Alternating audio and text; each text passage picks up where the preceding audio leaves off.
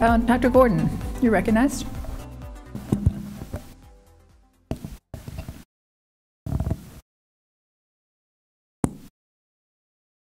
I'm sorry. Okay, I'm here. Oh, okay, I'm trying to get my thoughts here. Wow. Okay, let me go name my notes. Let me go back here. Okay. Let me ask about the groups. I'm having to run. I'm working my behind off in this house. I'm running to the PowerPoint, the paper, the BoardDocs, trying to keep up with you guys. We got to find a better way. WebEx was working well because I was able to put one, so I'm complaining now because I'm having to run through so many different papers to try to keep up with the presenters and everything, and then running to see who was on the committee and who wasn't on the committee and who was the team.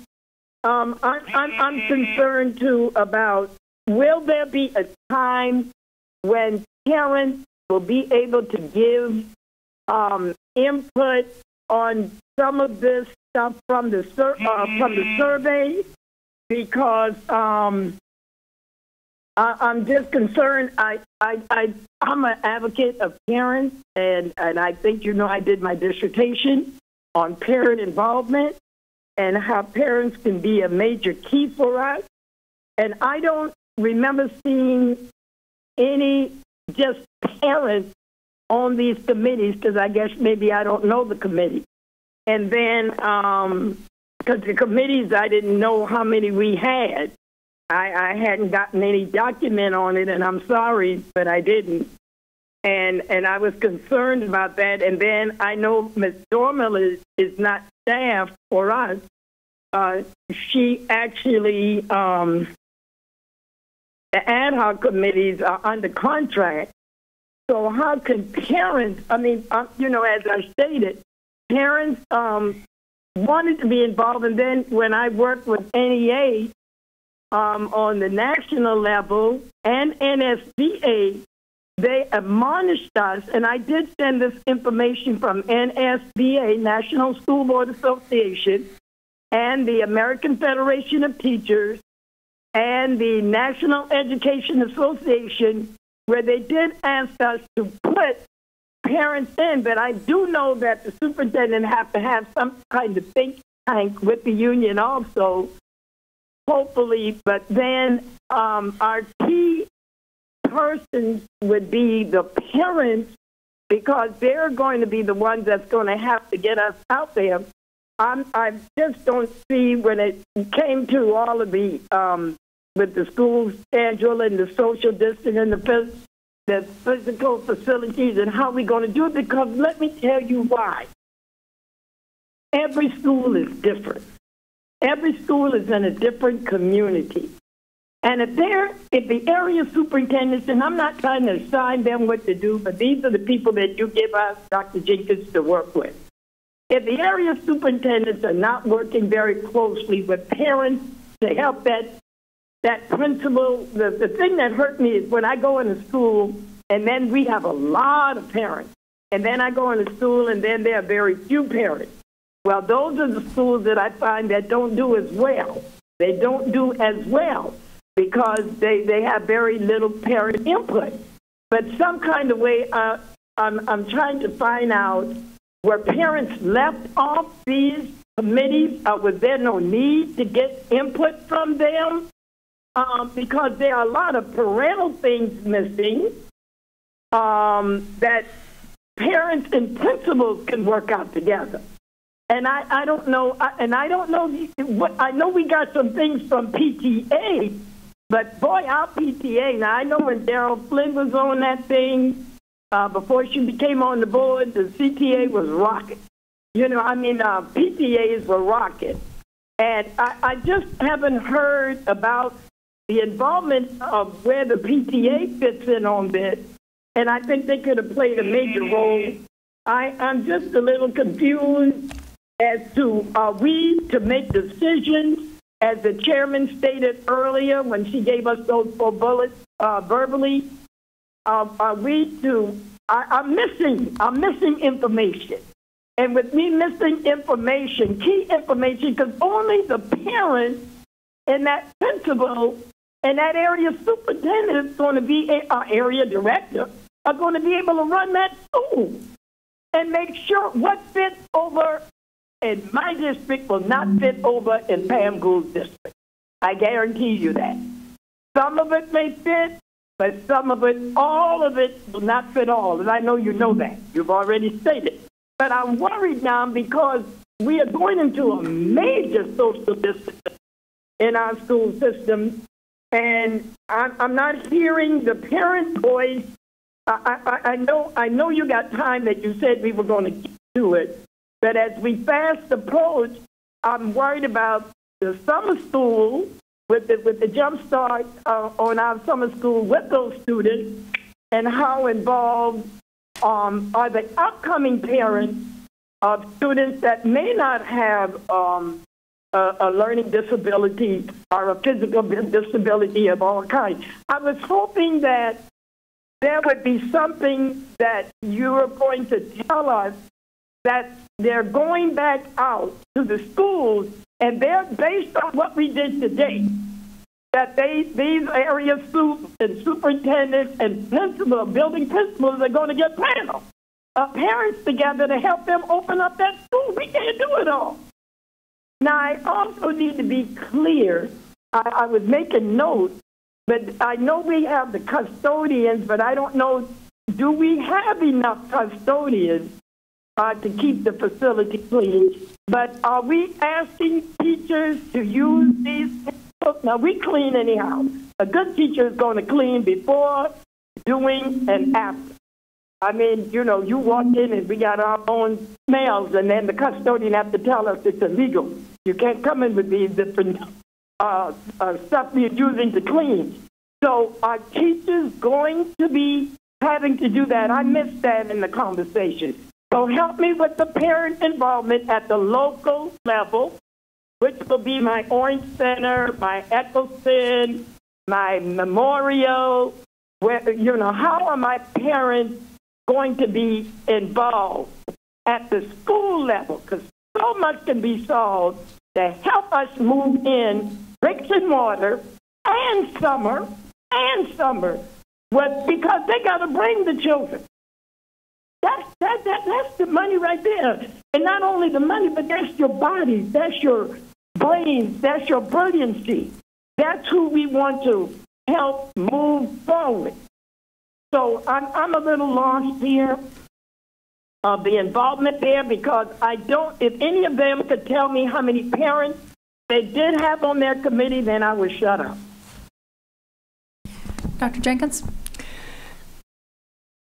Thank you, Chair. Dr. Gordon, just a couple of things, and I'm glad you raised this so we can clarify it for the general community as well. I want to keep emphasizing that the role of this group was simply to consolidate all of the ideas. This is not the plan, nor is it what we have committed to at this point. Here was the challenge that we had.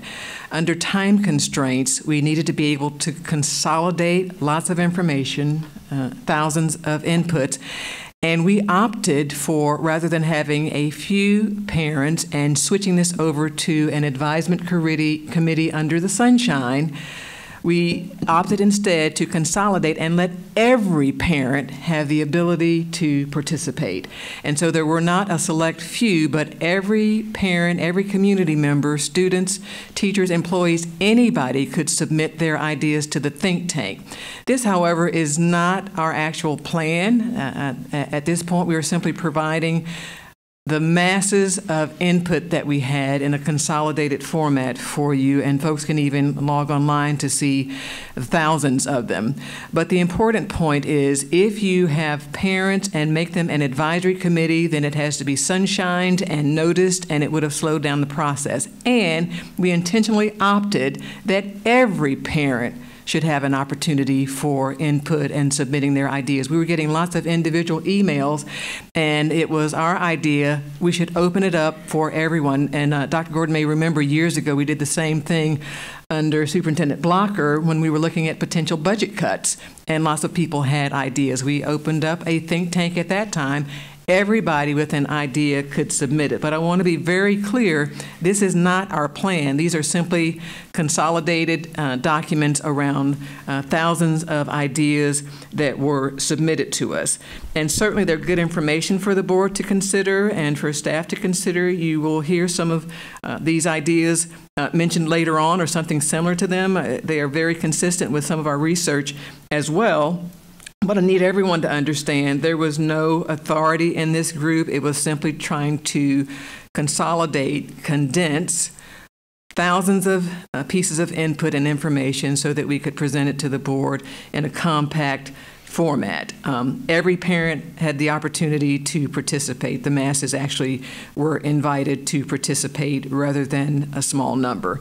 And so because we've had this kind of summary, I think it better informs the board of what kind of ideas are swirling around out in the community, but it in no way gives advisement or preference or survey or votes from those groups. So I appreciate the opportunity to clarify that again.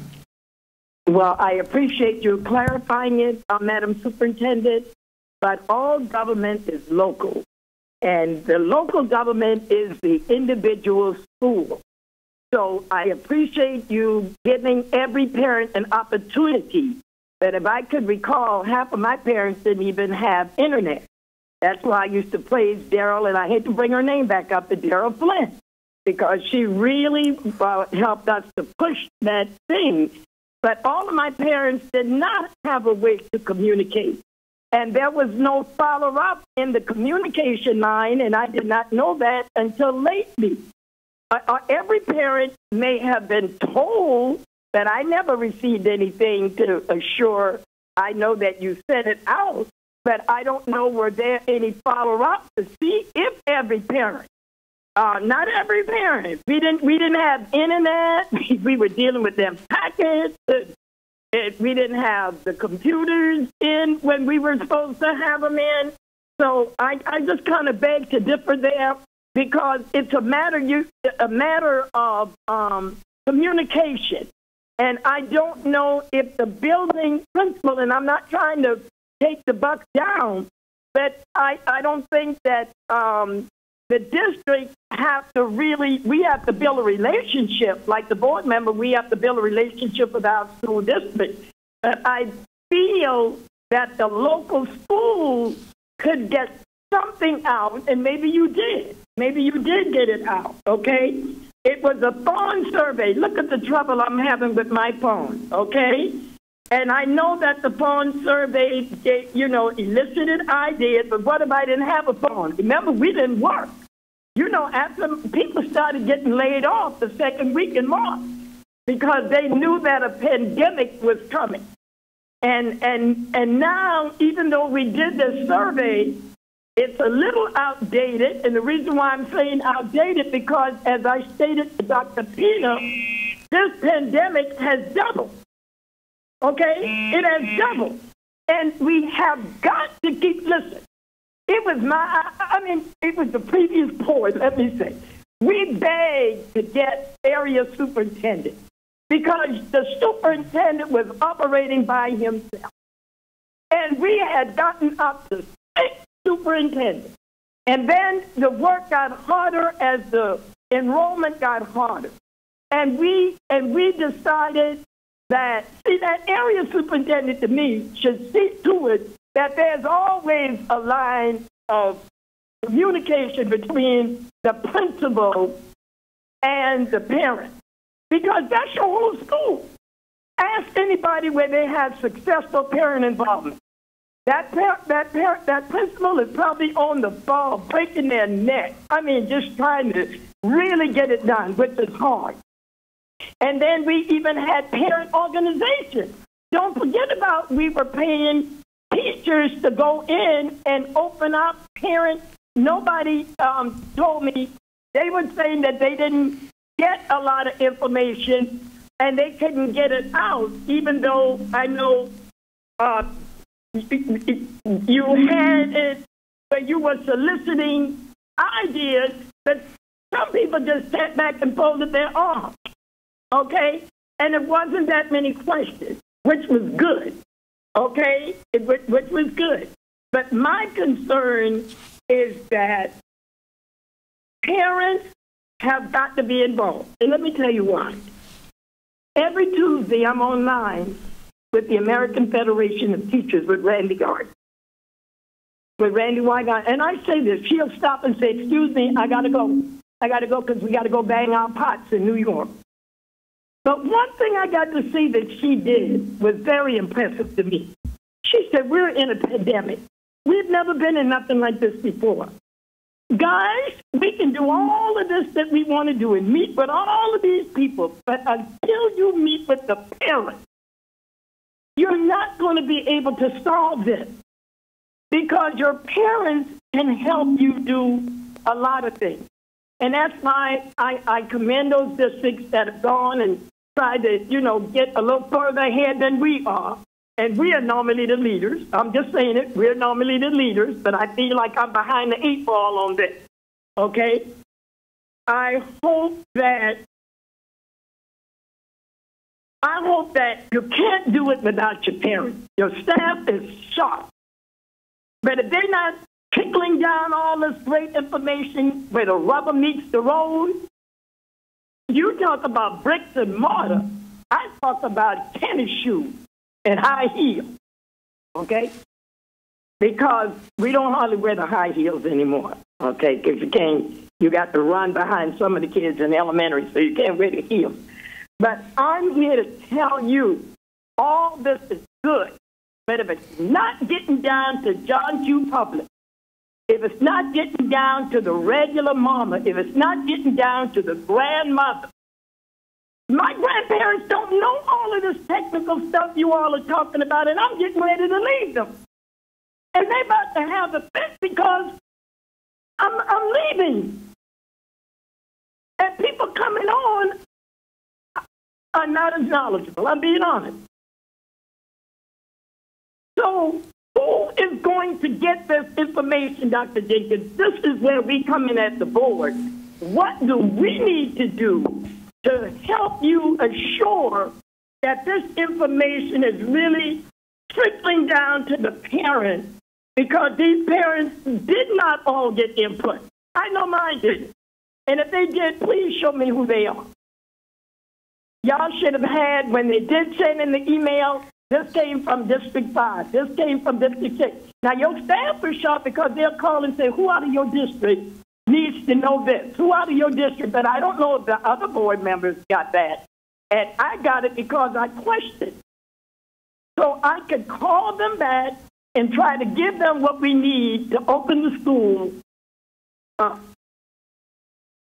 I'm just totally concerned that if they don't have a voice in the planning, according to Randy Weingarten, the president of the AFT, and I got information from NEA, I think I sent it out to everybody, and the National School Board, as well as the Council of Great City Schools, I sent all that out so we could get ideas from them.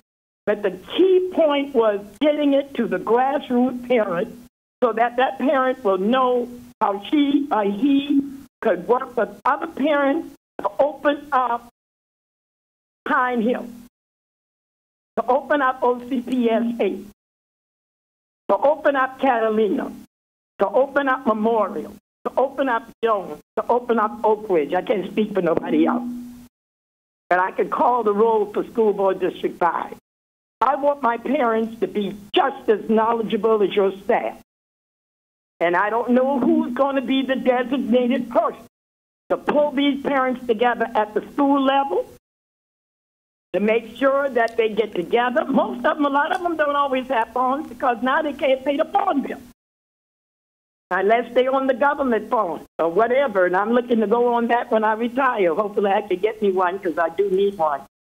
And I'm just here to say all this is good, that we could keep talking until we leave out the parents, and we're going. This whole thing is going to blow up in our face. They are the ones that got to get this information. We only have between 4,000 to 5,000 listening online, and they all are not parents. They may have had children in the system, but they're looking for whatever they could do to help. And everybody want to help. But it just can't stop with just the superintendent. It just can't stop with just the board. It got to go down to the grassroots. And if we're not digging in the grassroots, we're going to miss the whole boat like we missed sending out them little dirty packages. Not yours. I'm not saying it. Some of them packages, I saw them. Okay. And I saw them elsewhere, and it was a mess. Okay. And the children told us what they thought of them. Nobody went back and really asked them, but you need to go back and do a survey on that and ask them if that's going to be a good way to go. And I hope not. I hope not. So I'm okay. Take me off the list, and I'll get that going later. Thank you, Madam Chair. Dr. Jenkins. Thank you, Madam Chair. Two things. One, I want everyone, especially parents who might be listening, to understand we've not even addressed a plan, but certainly any of their input that they want to share is still welcome.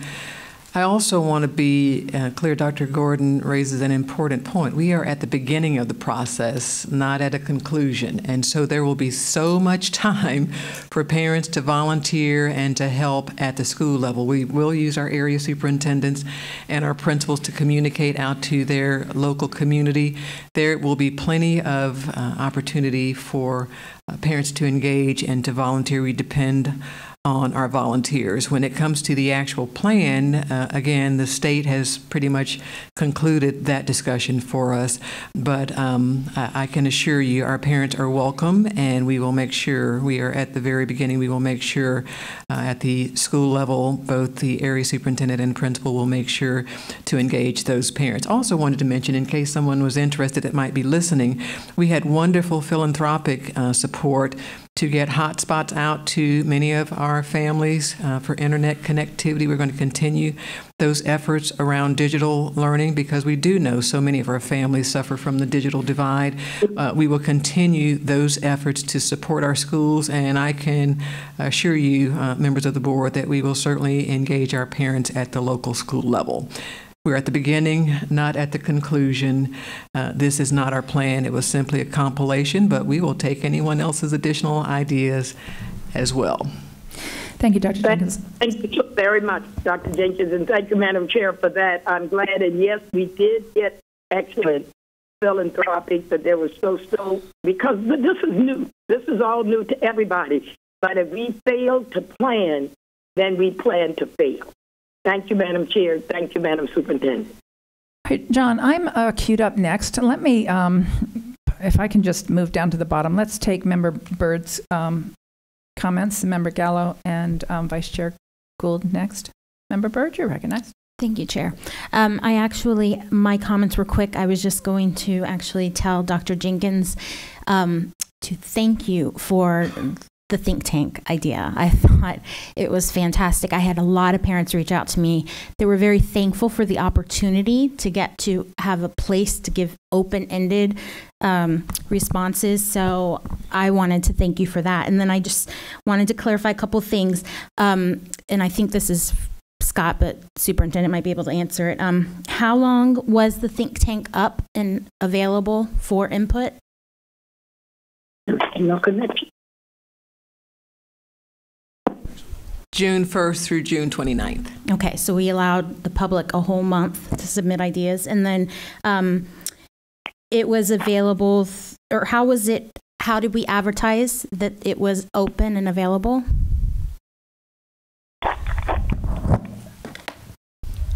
It was done through Connect Orange text messages. We used Connect Orange email and call outs to remind. We also discussed it at the media events that the mayor held when we did our press conferences and talked about the think tank and collecting ideas.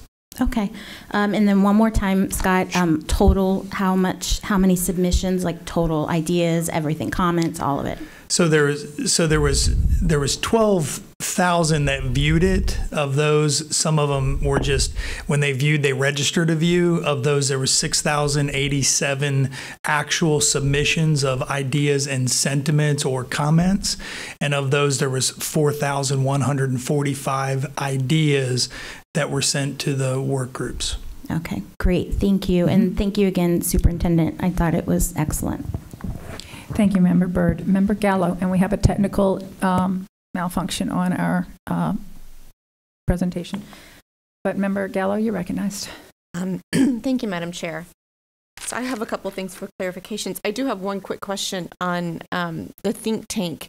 Did we capture any of the ideas or suggestions that were made on our Facebook page? Did we implement those, or did parents strictly have to do the survey?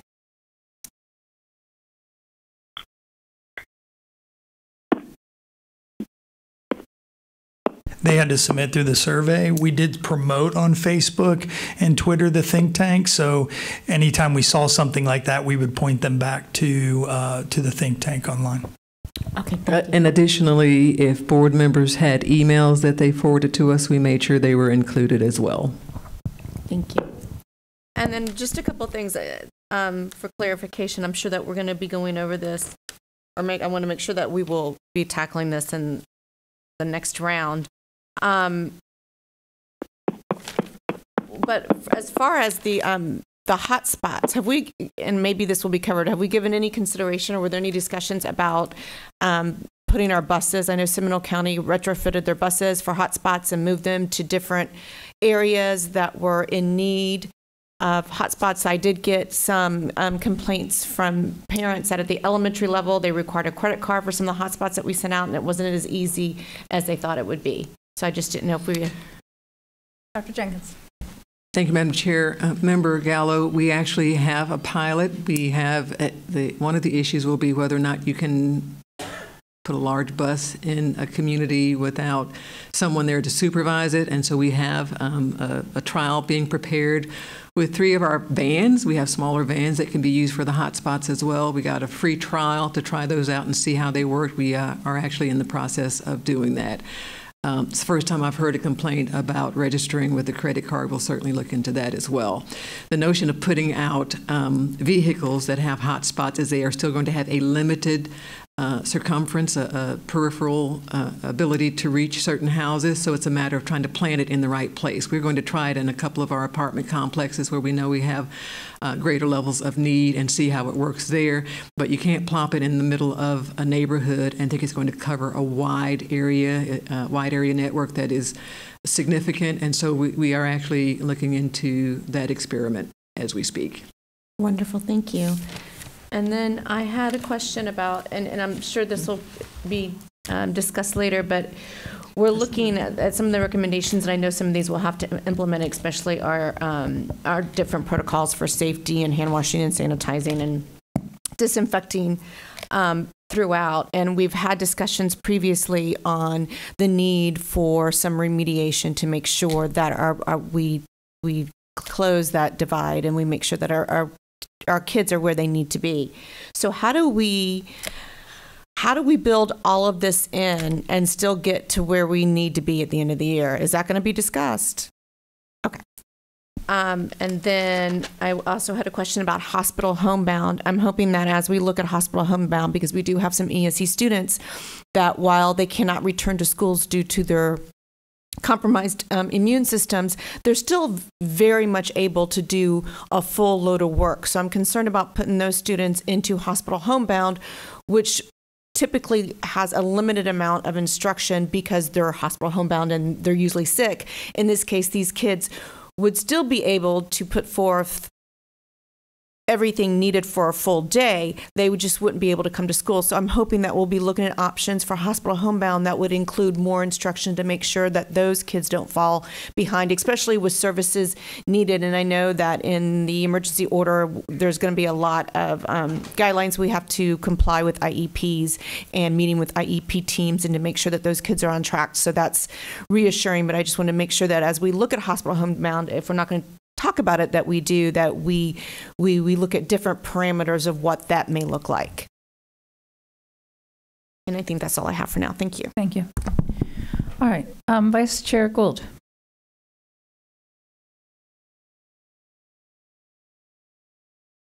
The rest of the conversation, because I'm looking ahead at some of the slides, I think some of my questions will be addressed in that presentation.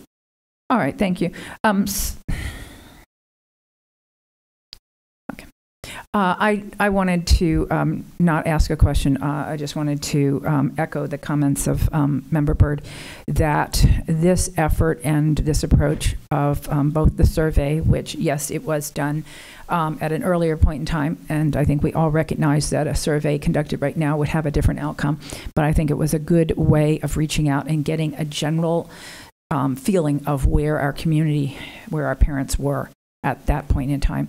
I also thought that the think tank was the most effective tool. I recognize Dr. Gordon's point that we still have disenfranchised parts of our community that didn't have the same access, and I think that's something that we always need to work on. But having been a huge advocate for public engagement in the governmental decision-making process, getting a charter amendment on the ballot and passed by the citizens of Orange County before the state mandated this. I take public involvement and public engagement very, very seriously.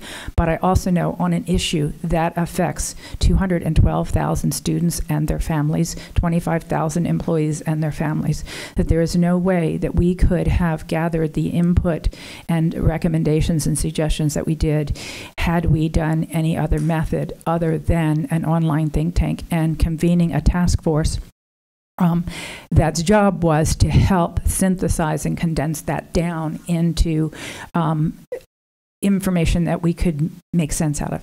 We could, I have a few people that have reached out and wanted us to make this meeting an open meeting, and I calculated we could have 12 hours. Of course, we're probably going to be there before this is over. Anyway, just us talking. But we could take 12 hours of public comment. At 3 minutes apiece, we would hear from 240 people. That is a fraction, a tiny fraction. And the people who would show up would be the people who were actually probably the ones who made it in the queue. And it wouldn't be a fair and accurate representation. And it wouldn't be an open, equal process.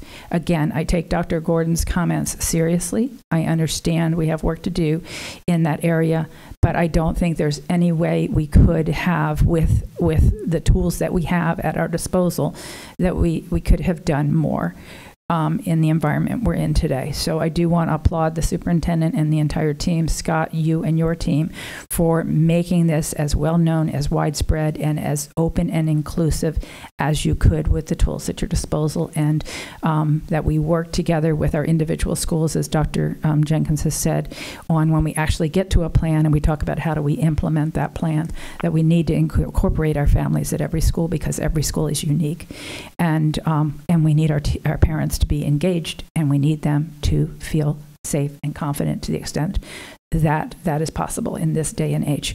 So with that, I see that we have Dr. Gordon queued up, and then we have Member Lopez, and then we are scheduled for a break, and I don't know if that makes sense or not. Dr. Jenkins, give it some thought, okay? Dr. Gordon, you're recognized. Thank you, Madam Chair. Well, my thoughts are a little different from yours. And we're different, so I think that's great. I beg to differ because there are so many ways that each school could have been a think tank. And with the graduations going on and everybody doing ride-by birthdays and ride-by graduations, we could have done a ride-by letter thought campaign. Each school would have more than likely come up with their own, probably if they had been asked. I'm not going to sit here as a board member with 213,000 plus students and feel that, the 4,145 ideas, you do your percentages. I still think that you're missing. It would be good to see where those ideas came from, what community those ideas came from, how many came from the 7 districts, how many came from the 7 board districts, how many were out of 1, how many came out of 2, how many came out of 3, because if we are basing ourselves on just this, I still think that there are a lot of parents, and I'm going to keep fighting that, have been left out of it because the think tank could have started at the local school. It could easily have been done. We could have all been mailed a letter. We still could mail parents letters. With the largest elementary school, we all know what the capacity is. The largest middle school, we know what the capacities are there. And we definitely know the capacities of our 20 high schools or 20-plus high schools or whatever we have. So I don't see where it was a big deal that it could not have been done, Madam Chair. So that's why I'm saying you and I have different opinion on this. We are in the middle of a very serious pandemic. And when you're not hearing from all of the people and you take the 4,000 ideas, I'm willing to bet you so many things may have been left out in those 4,145 ideas. Yes, all my board members feel that that was good. And you guys went to the TV and you went to wherever. But you know what? I keep telling you that all government is local. You begin the think tanks that have come out of the school. Even the summer employees could have worked. But I know that parents would have dropped things off at the school in a bucket.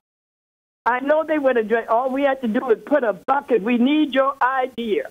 I mean, we have some of the best marketing people in our department under Scott and Dylan and all of them up there. I mean, we could have done something, you know. I mean, we could have given ideas, too. I'm full of ideas. You know, this is what I do for a living, okay?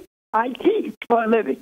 But my thing is, the think tank, if it's not at the local school, you're going to miss some ideas. Even in 4,145 ideas, you still got 12, one with the others are thinking. And know what I want to know? Let me know what my district turned in. You may not have even done it by that, but it would have been interesting because I say again, what another district wants, it's going to have to be done a little differently in another district, okay? So my point is, you know, great idea, but did we get what we want? Did we set a goal? Was there a goal, Dr. Jenkins, on how many of these you wanted back from your think tank? Did it matter what district it came out? Did it matter what the people in District 5 were saying as what they were saying they wanted in District 1? So I'm just trying to say, if you're not dealing at the local government level, which is that local school, you are missing your think tank. Even if you don't get the 5 from that school, the first 5 parents that can drop their letters by the school, like, they don't have to come in. Everybody set up appointments this summer. Those parents that came in for appointments this summer could have given ideas. But I bet if I asked a lot of my parents, because they told me they didn't even know we had a think tank, okay? Because everybody's not watching the television if they're in or whatever they're doing. So this is the point I'm trying to make. I cannot rest on my laurels and believe that the 4,145 ideas are what we're going to base this on or what we're going to go on. I'm just trying to say that it has to be at the ground level. That principal has got to work with that parent in order to get that school to run safely. The principals are going to need those parents' help, especially those parents that are not that's not working. I remember when we started the additions program at Orange Center Elementary with Eleanor Fisher. What we did, and then we moved it from Orange Center doing when they moved crossover back then, when they moved all the black teachers and put us at Inglewood Elementary, okay? And then they moved the white teachers over to Orange Center.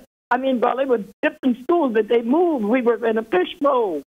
We found out that we needed those white parents, and the white parents found out they needed the black parents. We were in a pandemic then.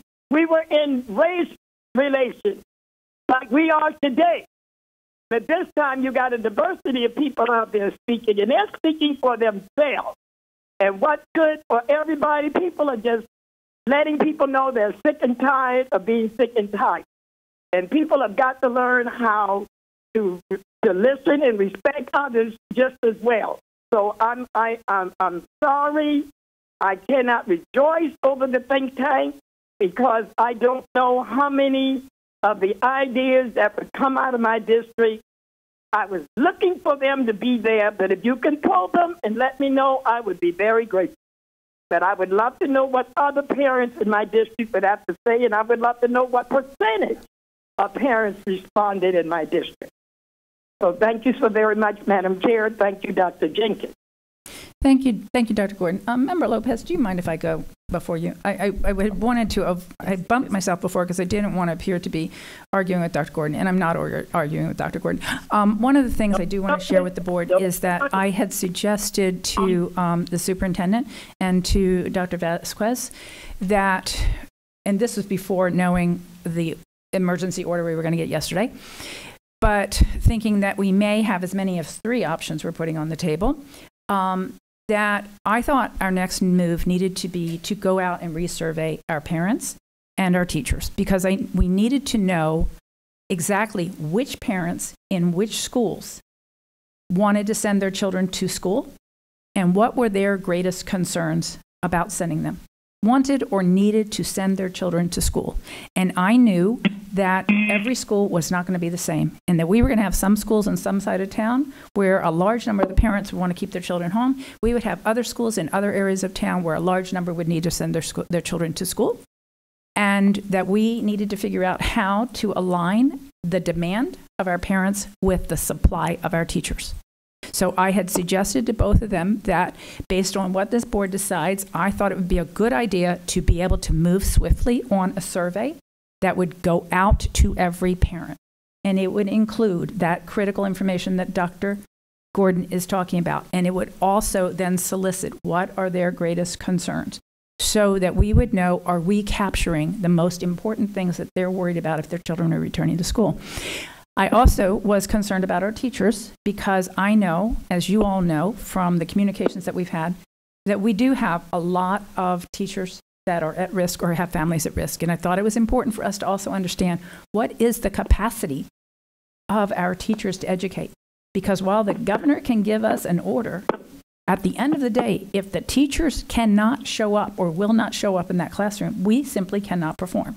So I thought from a supply and demand basis, we needed to know how great is our supply of teachers who can come into the classroom, and where are they needed based on what we hear from our parents, school by school by school, for the very reasons that Dr. Gordon had pointed out. So we haven't talked about this, but based on the conversation we're having right now, I do want to share with all of you that it was very, very clear to me that we could have a mismatch of where we have teachers and where we have students coming in, and we need to know this information school by school.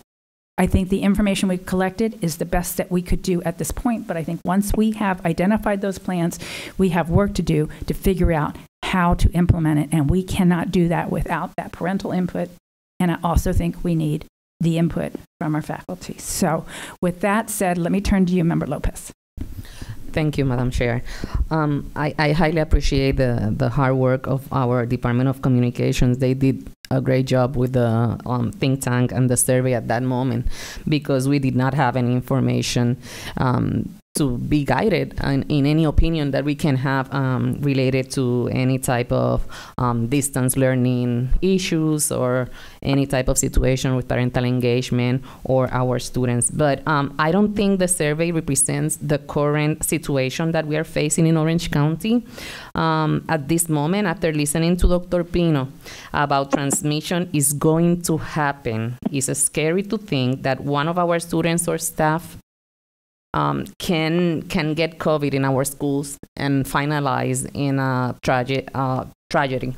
So I feel kind of uncomfortable by not voice the emails that I am receiving from my district. The majority of the parents and teachers do not agree with face-to-face education, and even when I know that we have the recommendation from our Department of Education, this is not the way my community is expressing themselves. They don't want face-to-face education, and they have a lot of questions about the Florida Virtual School. So I'm glad that we're going to have more information about that. And also for me, it is important to talk to my constituents and say, please keep sending emails, because the only emails that I am receiving is against face-to-face education.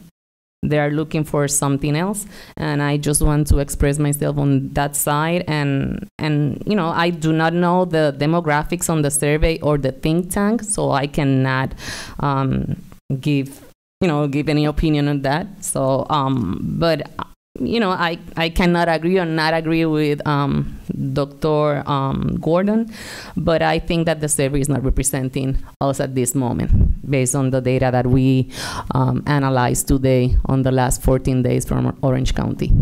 Thank you. And that, Member Lopez, that's exactly what I was saying, that survey was then, but we will need a survey now to know what is the decision of our parents in terms of do they need to return their children to school? They want or need to keep them at home? And then what are the critical things that we need to address to accommodate those two? I think that is the next step, but the immediate step is what is our plan going to be? What options are we going to offer? Dr. Jenkins, back to you. I'm sorry. Oh, no, I'm sorry. Sorry. Vice Chair Gould. I jumped back in. Thank you. Sorry about that. I jumped back in. So remember, I operate a healthcare organization in addition to the school board when I'm saying this. The pandemic is very serious. We have to mitigate it. We have to do all those things.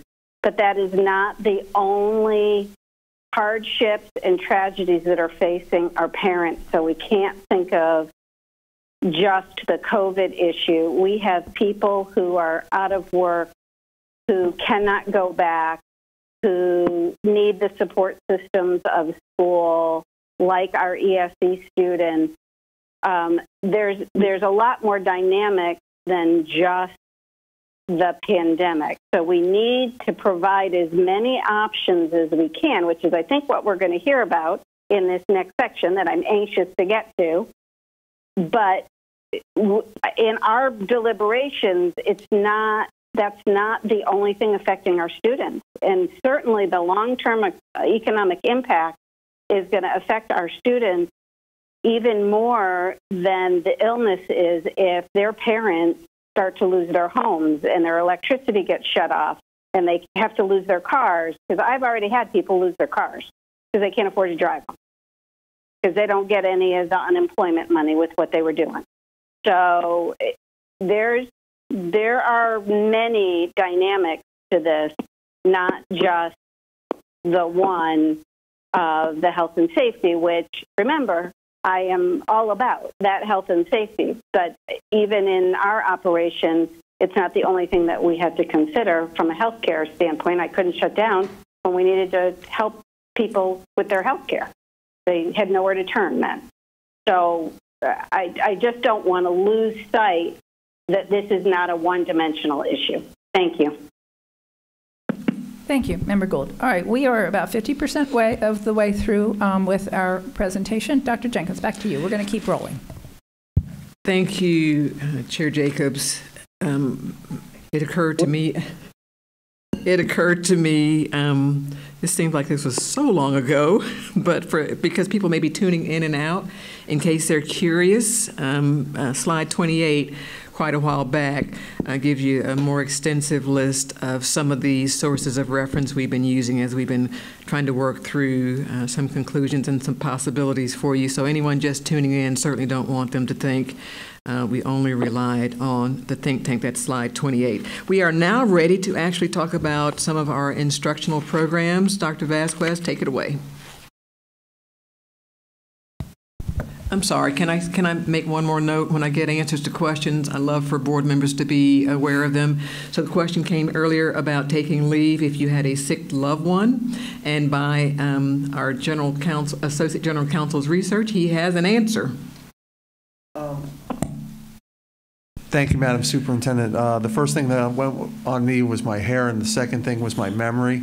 So I look back at the contract, and the contract says explicitly that sick leave is also for the illness of a family member as defined under Florida law. So the long-term leave provisions would apply not only to the illness of the actual employee, but for illness of a family member as defined under Florida law. So and that's for 1 year under our contracts and under our policies. So there's going to be no need to actually go ahead and enact the policy. You already have something in place for it.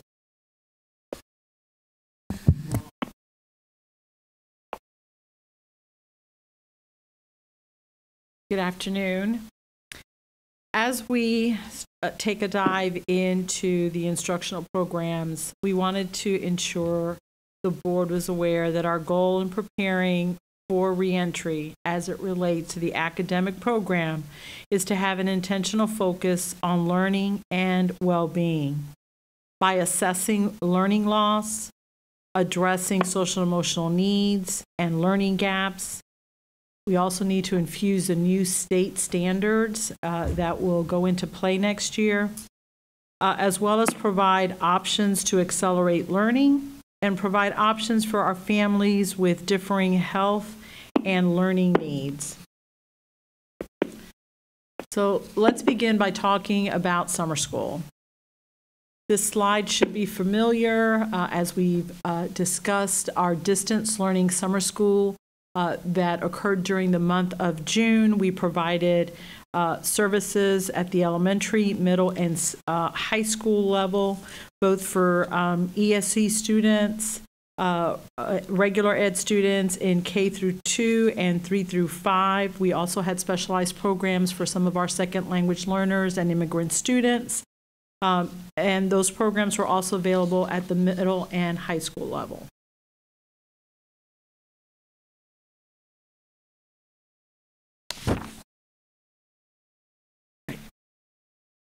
Beginning next week, we will, based on parent feedback, going to offer face-to-face learning opportunities to jumpstart student learning during the month of July, somewhat of a soft reopening. We have 16 elementary sites that will host kindergarten students or students that did not pass the early readiness screener, 14 elementary locations for students in grades 2 through 5. For ESY, a program that is offered for students with disabilities, will be offered in grades 3 through 5, and the focus will be to continue to work towards IEP goal mastery, and that will be hosted at approximately 22 sites. In addition, related services such as occupational therapy, physical therapy, and speech and language services will also be provided as indicated by the students' IEP goals. To meet state and federal guidelines, 2 contracted psychologists began June 22nd to schedule gifted evaluations at schools that had a high number of parent consents for evaluations. 3 contracted psychologists will continue supporting these efforts through the entire month of July. As outlined in a previous MOU, OCPS psychologists, and it's very similar to a few of our neighboring districts' MOU, will have begun contacting parents of students with open consents for initial evaluations and begin scheduling face-to-face evaluations at their assigned schools. They will be provided with personal protective equipment as applicable, screen protectors, and follow safety procedures outlined in the MOU, which aligns with CDC guidelines. In addition, psychologists will prioritize initial educational evaluations that had consent signed before the stay-at-home order went into effect. Our data indicates we have approximately 1,800 open consents for evaluation.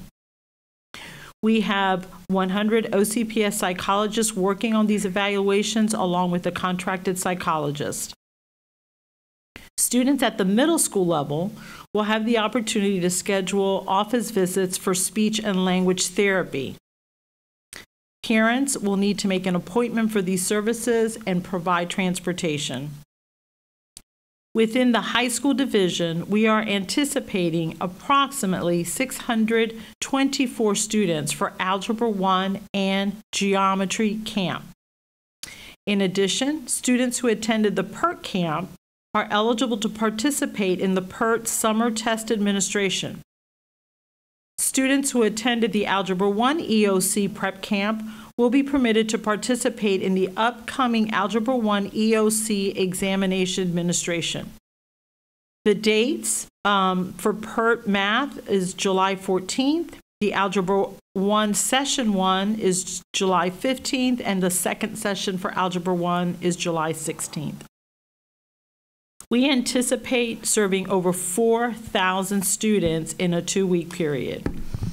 Health and safety precautions are posted on our web and a letter being mailed to parents.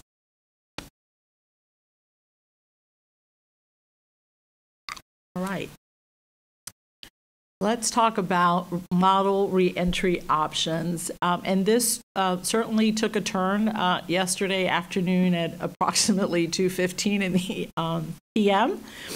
And so based on the Commissioner's executive order, there are really 3 options available. 2 are pre-approved. The first one is face-to-face instruction. And they were very explicit in that all schools would offer face-to-face instruction to all students 5 days a week. Now, that doesn't mean that every parent's going to choose that option, but we must offer that option to all parents. And part of that is linked to the fact that many parents need to return to work, and that is in turn going to help kickstart our economy. The other option that is pre-approved is virtual school.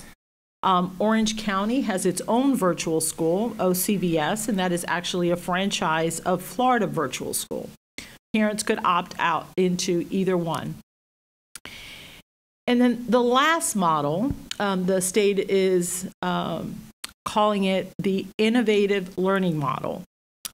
We believe that our OCPS Launch Ed at Home would fit the criteria and believe the state would approve our plan.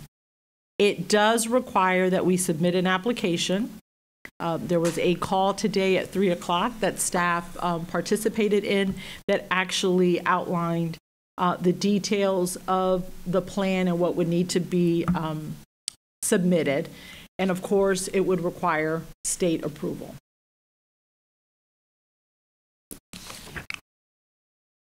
Let's talk about face-to-face. This is very familiar to all of us. It's on-site, it's brick and mortar, 5 days a week.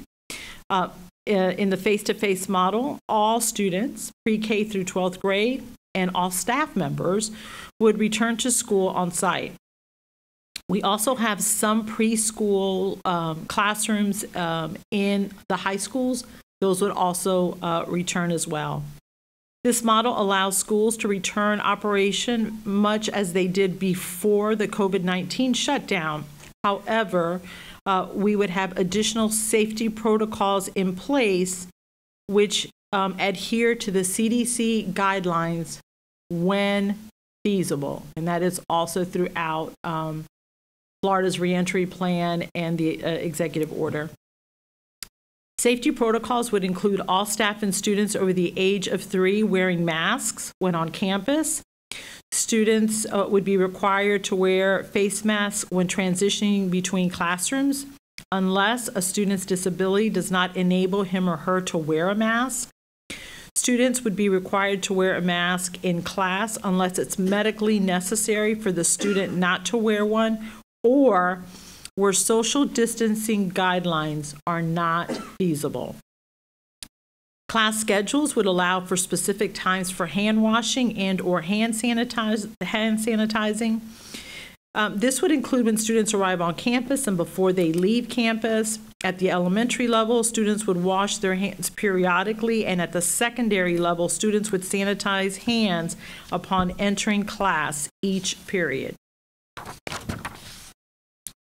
Students and staff would have their temperature screened using a no-touch infrared thermometer before entering school by a trained staff member designated by the principal. School would follow specific protocols for removing anyone found to have a fever of 100.4 or higher. And we'll talk about the clinics and in greater detail later in the presentation. Students would be seated in a socially distant layout in classrooms with chairs, desks, and other workstations at least 6 feet apart whenever feasible. The safety measures described above will be in practice during the voluntary summer school that will begin next week. And again, that I wanted to remind the board and listeners that that's been possible because of the CARES Act funding. And we would also have additional safety measures put in place for transportation, lunch, and recess.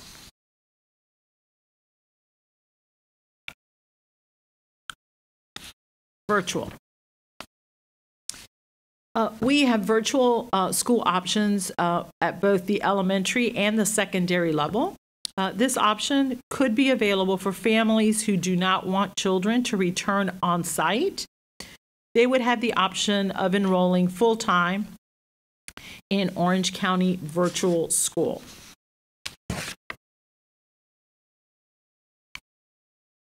All right, so there were some questions about what is OCVS. Orange County Virtual offers learning anytime, anywhere.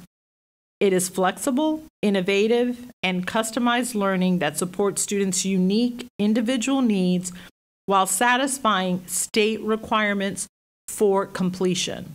And as you recall, they do not get credit by seat time. It is by course completion, and the funding comes in Survey 4. Whether enrolled as a full-time or part-time student, each may participate in clubs and activities offered through OCVS, including science, art, music, and yearbook clubs, or any extracurricular activities that are offered through their traditional zoned school. OCVS also offers acceleration options, advanced courses, honor courses, advanced placement or AP courses, and dual enrollment opportunities. As Florida's largest district virtual school, serving more than 20,000 students, completing over 35,000 courses, we are committed to providing an atmosphere of learning where students in all grade levels can achieve their educational goals. Orange County Virtual is a fully accredited kindergarten through 12th grade online public school that is tuition-free and open to all Orange County public school students. Thank you. It is designed for those who may need more flexibility, more of a challenge, or a different school setting. The OCVS full-time option gives students the opportunity to participate in an individualized format, which gives them the freedom to follow their own unique path to learning while building one-on-one relationships with teachers. Courses are taught by Florida certified teachers who provide personalized instruction and individualized attention. Courses are available 24/7 online, and students take a full-time course load following a 180-day school year from August to June. Students who meet district graduation requirements are able to receive a diploma from Orange County Public Schools. There is also a part-time learning opportunity at both the elementary and secondary level through Orange County Virtual. With this learning, students attend their current zone school and can take courses with OCVS. OCVS earns the full-time equivalency upon course completion.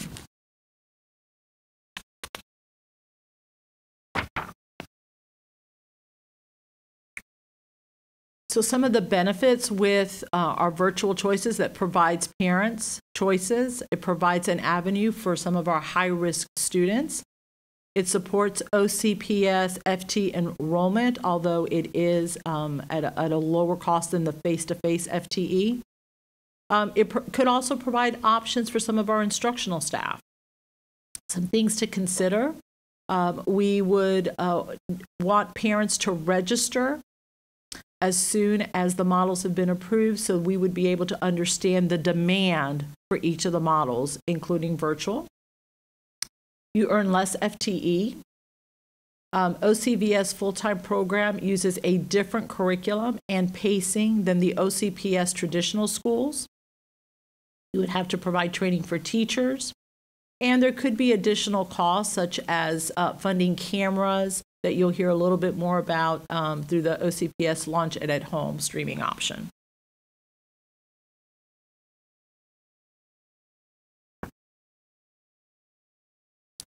I want to take a minute to discuss Hospital Homebound. Hospital Homebound is a current program that exists through OCPS. It is an option available for students that have a medical condition, and that medical condition could be temporary, such as a broken arm, or it could be something that is long-term. And in that option, an Orange County teacher provides instruction typically in the home of the student. They can also have instruction if they're brought onto one of our sites or at a neutral location. As mentioned by one of our board members, the instruction is not 5 days a week. That is customized based on the student's needs. And so that option that currently exists would be made available to other families where COVID-19 would be a medical, would have a medical impact. And we would also look to ensure that the instruction matches what the child needs. And so if that means that we would need to provide more face-to-face and couple that with some of our launch ed instruction, we would be able to do that. But Hospital Homebound currently exists and would continue to be an option, and we would look to tweak it based on the current situation. All right, innovative learning model. Although the Florida Department of Education anticipates that most students will return back to our brick and mortar schools, some parents may not feel comfortable and will want to continue their child's education through innovative learning environments. And this often could be due to medical vulnerability of the child or another family member who resides in the same household. The innovative learning model is new, brought to us through the Commissioner's Emergency Executive Order, is proposed to provide a middle ground between a return to the traditional model of face-to-face and a full virtual model. The combination of on-site and at-home learning is what makes a model innovative.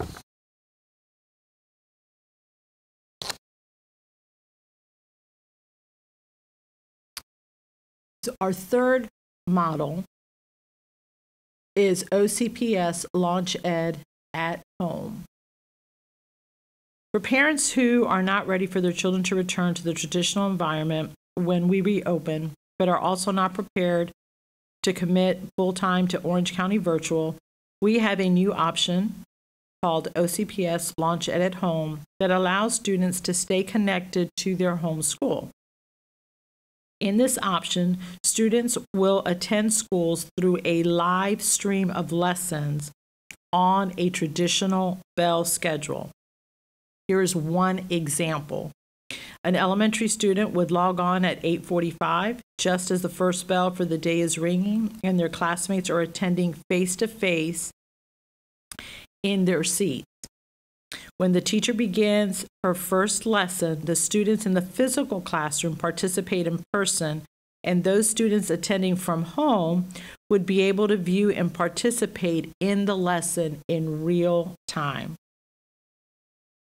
The teacher can connect their laptop, smartboard, so that the students in the class are seeing the same thing as the students attending online. The live stream is accomplished by pairing an approved video conferencing service such as Big Blue Button or Microsoft Teams with a robotic camera and a special marker the teacher wears, which tracks the teacher's movements and follows them as they teach in the room. It is like being virtually face-to-face. This option provides families a temporary option that leaves them connected to their home school, but also honoring teacher time because the teacher does not need to prepare separate online and face-to-face lessons. It also honors teacher privacy because the teacher initiates and closes the live stream. The teacher will have the option to choose if the lesson will be recorded or not, as well as how they provide the class access to recording. Lessons which are recorded can provide automated reporting on attendance and engagement within live stream sessions.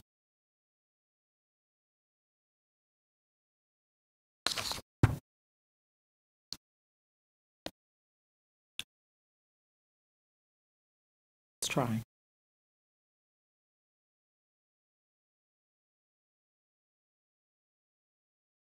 I'm trying to play video.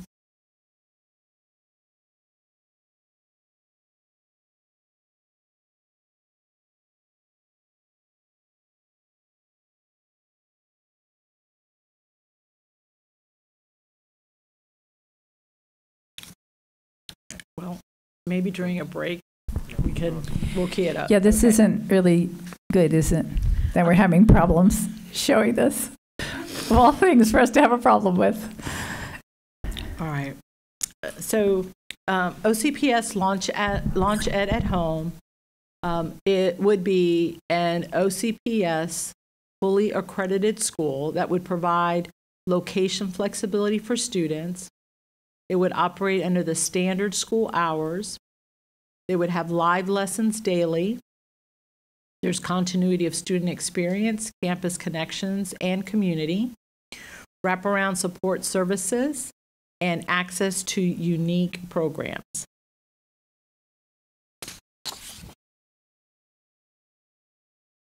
Next, I want to walk you through the Commissioner's Innovative Plan, which would allow us to submit the Launch Ed at Home option. The Governor has established a framework for those districts who wish to provide an innovative model for instruction. The model selected must meet all of the elements.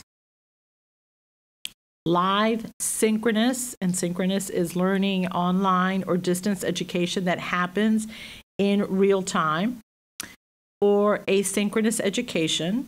And asynchronous learning occurs through online channels without the real-time education interaction. It also provides the ability to interact with teachers and peers. It will use the same curriculum and instructional hours, whether the students are in person or at home. The plan must address equity for all types of learners. So that would include our ELL, our ESC students. And it must have a focus on narrowing achievement gap. Another aspect of the plan is progress monitoring. The plan must include how they will maintain automated attendance records by day and hours of instruction. Must have a system for monitoring daily engagements in every classroom. Progress monitoring would need to occur so that we are able to monitor students' access and students' comprehension of the content being taught. And the district would need to provide results of the progress monitoring to the Florida Department of Education.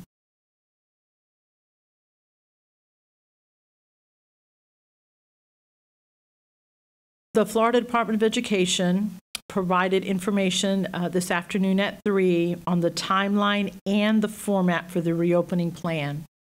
Once staff has a chance to debrief, we will provide that information to the board.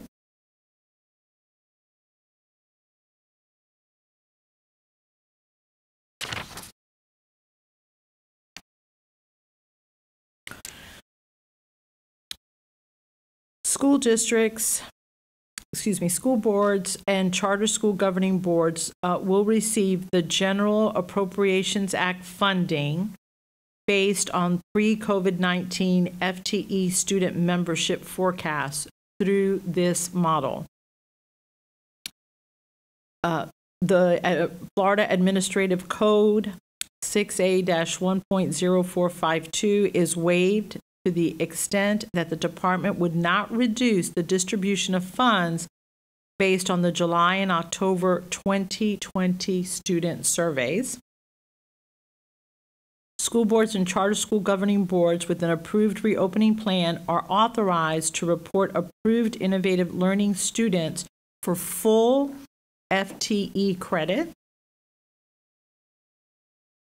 The October survey would record students receiving instruction through traditional model as well as the innovative learning environments.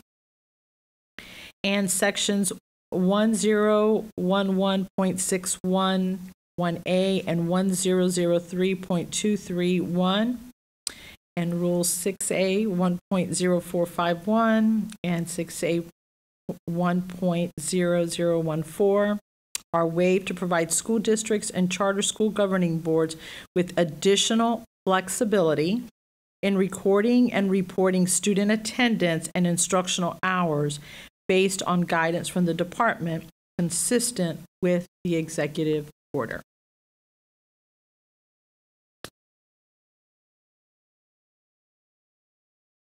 So to summarize,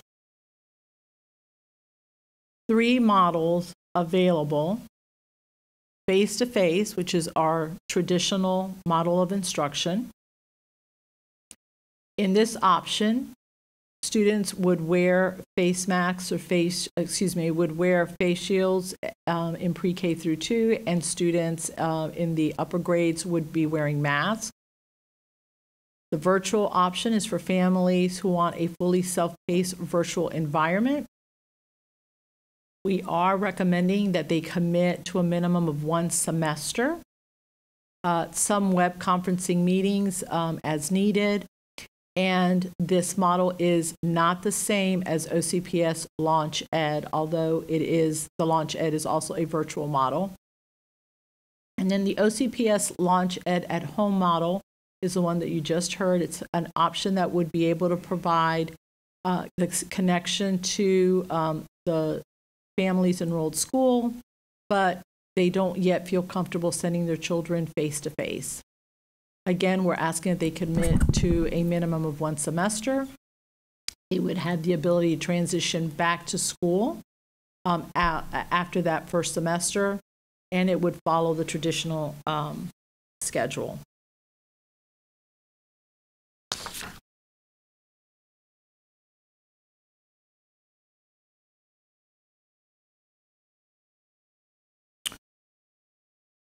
No.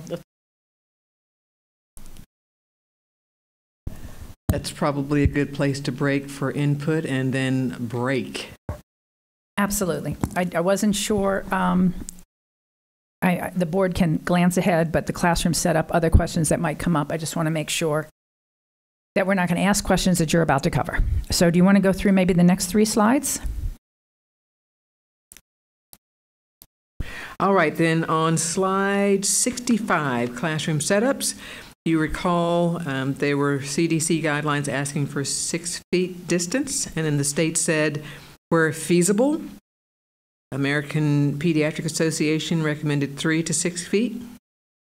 The plan also from the state suggests removing excess furniture out of the room to create as much space as possible. And then we would certainly be depending on parent choices to help lower the actual enrollment in the school. In fact, that would be helpful to us. Next slide. You probably have also heard about these separation panels. I believe Duval County said they were spending about $4 million on separation panels. I might add as well, there are some pros and cons to setting up those panels. Certainly, this is one version. I want to show you on the next page another version on the next slide. These actually encompass around 3/4 of a desk for students and might actually do away with the need for masks. It does, however, seem a bit of a tight enclosure for younger students.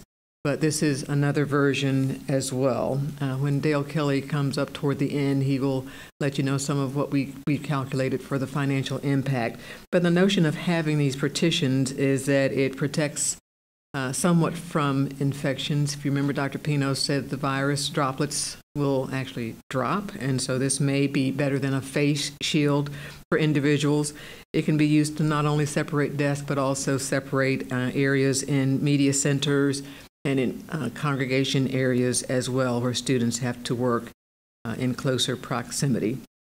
The products also allow for individual adjustments and simple hygienic cleaning. And so that's another option, more expensive than the face mask, but might seem more amenable to board members as opposed to a child having a covering on their face. Next slide, where we mentioned school configurations, I just wanted to go through a brief description. So in a single school, you might have their current population then in 3 different buckets, if you will. Some parents choose OC virtual, meaning they are learning online without time constraints. They learn on their own. You may have other students whose parents say, I need them in school full-time every day. We have to provide 5 days live face-to-face. Where we will have some additional choice, if we are approved, is for parents who say, I want to be connected to my school. I don't want OC virtual, where the teacher may not be one of the teachers at my school. I want to be connected to my school. And so if we are able to, once the board comes to some conclusions next week, able to put out information to actually get parents to register for which choice they have, then that's going to give us an opportunity to match teachers where we have those preferences and have those choices. I believe, and I can't predict, but I believe our numbers would be further skewed toward the home version, either Launch Ed at home or virtual, since the numbers have escalated, closer aligned in that direction than they were back in May when we first surveyed.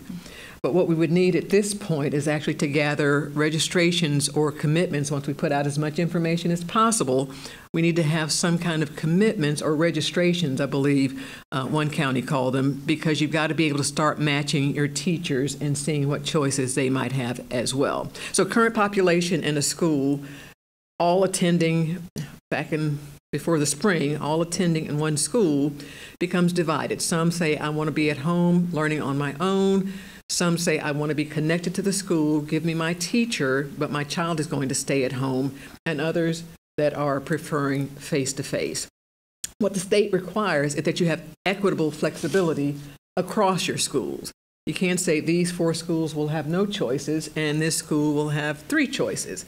You have to have the same equitable flexibility across all of your schools. But as Chairman alluded to earlier, we know that there's a good potential that in some neighborhoods there may be more capacity for keeping your child at home, while in other neighborhoods a great need to have your child supervised and in the actual school setting. I imagine that's part of the thinking behind what the state has now narrowed down our choices to. I believe if we have that 3rd choice, it gives more opportunities not only for our parents, but for our teachers as well. But that whole configuration, we just need time to start getting people in the right little cubby holes based on their preferences and based on their choices. Parents needing to decide first, and then we can tally up where our teachers will have choices as well. And certainly we'll have conversations with our union along those lines as well, but we have to start moving forward with some of that, some of those logistics after next week when the board comes to a final decision. Well, and happy to answer questions and hear some discussion, and then maybe we can go to school clinics after the break. Absolutely. Chair? I think that's perfect. Lovely. I just thought that a little bit of comfort of knowing what that classroom configuration could look like might help our conversation. Good. So let me begin with Vice Chair Gould and then Member Gallo. Thank you, Chair. I just had a question that may be a little, but I think that they're important. I know in the think tanks there was discussion a lot about the cafeteria and those kind of things. And I think you may go over some of this in the school configurations, and I'm happy to hold it. But are we thinking about at all serving lunch in the classrooms versus all students moving to cafeterias? And also kind of that signage and education piece, is that going to be elaborated upon on how we would reinforce hand washing, safety measures, until it becomes that second nature habit? If you've been sheltering at home a lot, you aren't used to wearing masks. If you're going out, you get used to it, within a week or two. So it does take a little bit of practice, just like anything else. Also, I know you have the clinics and nurses on there, so I'll hold those comments and questions until we get to that. Thank you, Member Gould. Dr. Dr. Jenkins. Yeah, very quickly, we do have some recommendations around that. It is our belief, as Dr. Pino has been advising us, and I have to say, all these details will continue to be fleshed out because we have to be fluid in our discussions. Dr. Pino's recommendation, and we believe it is appropriate, suggests that you move students around as little as possible, that you have them in a cohort and you try to keep them in that same group of students. If you go into a larger area, you will need to be constantly cleaning off tables and constantly moving students in a group as a whole. You've got to worry about distancing as they go through the cafeteria line, of touching trays, of touching various objects. So we believe it's preferable that the students have their lunches in their classroom. Understand that has an implication around impact bargaining, because teachers are due to have a duty-free lunch. And so we would essentially need to have something arranged so that our teacher assistants or someone is actually coming in and relieving classroom teachers as their students are eating lunch. But we believe, and while some things may come up later, I hate for the question to be posed unless it's an extensive answer, not to give a response because we have so many listeners. And so absolutely cafeteria. And we have signage that will come up later as well, signage and one-way traffic to help our students, as well as encouragement of hand washing on a regular basis. Let's go to Member Gallo. Thank you. Thank you, Madam Chair. Okay, so I'm going to start at the beginning. I have several questions, so I'll get through them as quickly as I can. I love that the intentional focus on learning and well-being, and I love that we're going to address social and emotional needs. I know that the board has been saying that over and over again because it's so needed for our students. And I think we have touched on this before, but what about our teachers? What kind of well-being and social emotional are we going to provide for them? That's coming up. All right, then I will hold that question. Thank you. In terms of July, I know that you've given information to parents on our protocols, our safety measures, what we're going to do, PPE and all that, but can you just give a brief summary of what those classes are going to look like starting, I think, next week? Yes, and I will speak in broader terms, and if you need more details, I believe Dr. Considine and Dr. Schuler can provide more information. So first of all, the class sizes are small so that it maintains a ratio of either 1 to 10 or less, so that there is social distancing in those classrooms. We're providing personal protective equipment to the teachers, especially those that are masks are being provided for all, but for some of our teachers that are working with some of our students that are more involved, there are additional personal protective equipment that's being provided. There is enhanced sanitation that is going to be taking place in those schools and in those classrooms. They're going to be provided supplies to wipe down surfaces. They are going to keep the children together so they are not moving. As we mentioned earlier in the presentation, there'll be temperature checks. They will have the areas in the clinics for those children that come to get medication, And then there will be a separate area for those children that are experiencing COVID-like symptoms. And then, and if they have a fever of 100.4 or higher, parents will be called to pick up their child. The instruction is based on the child's IEP goals, trying to really provide more instruction for our most fragile population. And then for the support services, OT, PT, and speech therapists, I believe we've also purchased standing shields, plexiglass shields, so that and they're transparent, and so that it would provide additional social distancing, but they can actually see the child and they can see the therapist. And I'm sure Dr. Gesundheit could provide more details if you'd like. Yeah, that would be fabulous. Like, for example, the extra PPE that we'll be giving teachers, what does that look like? What extra PPE will we be providing? And then just real quick, you mentioned feedback, that we received feedback from parents. Was that the feedback from the think tanks that we received? What did you mean when you said feedback? During distance learning, and we're using the term distance learning to how we provided instruction from mid-March through the end of the school year. We heard from many of our parents, especially our ESC parents, that they wanted their children needed face-to-face support. Many of the families with the therapies, the virtual therapy sessions, they felt were not sufficient, especially with some of our children that are more involved. And so based on that feedback and the dollars that we received from the CARES Act, we were able to provide 8 days of face-to-face summer school and ESY. It also allows us to have that soft opening where we can see, okay, do we need more than 2 spaces? Are we going to need additional personnel to be able to help in the clinics? How we're believing we're going to serve lunches in the classroom.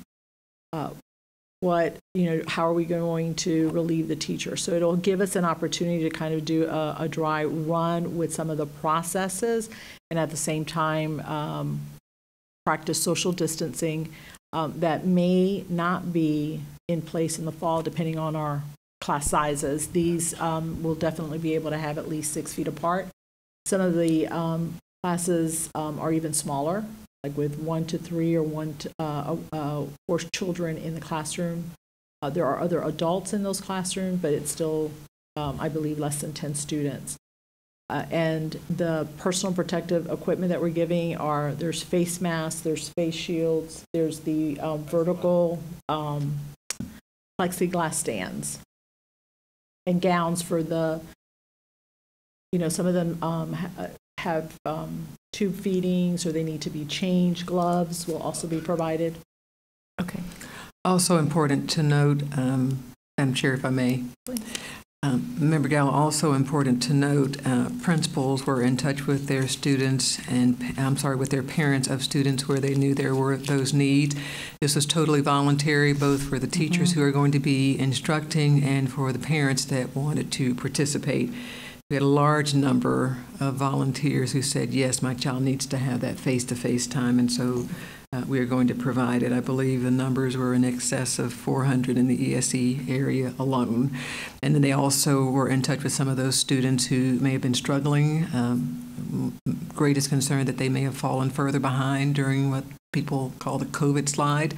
And so we depended on our principals to contact those parents, principals and their staff to contact those parents and get those students signed up if they were willing to come. It's only 8 days, 8 half days, but we believe we can have an impact in those young lives because they have probably been least served during that period of distance learning.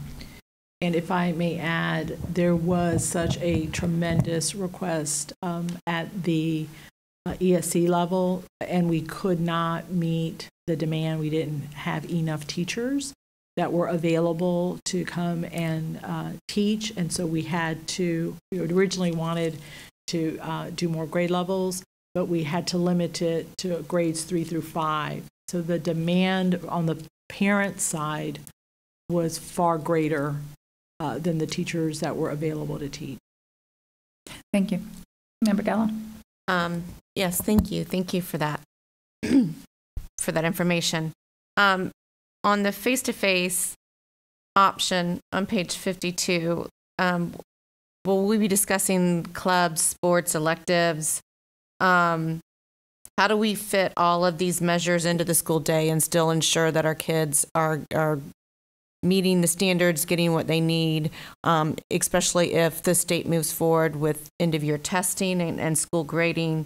Have we considered half-day instruction for older students, like an AM/PM shift? And then lunch for older kids, would that be in the classroom as well?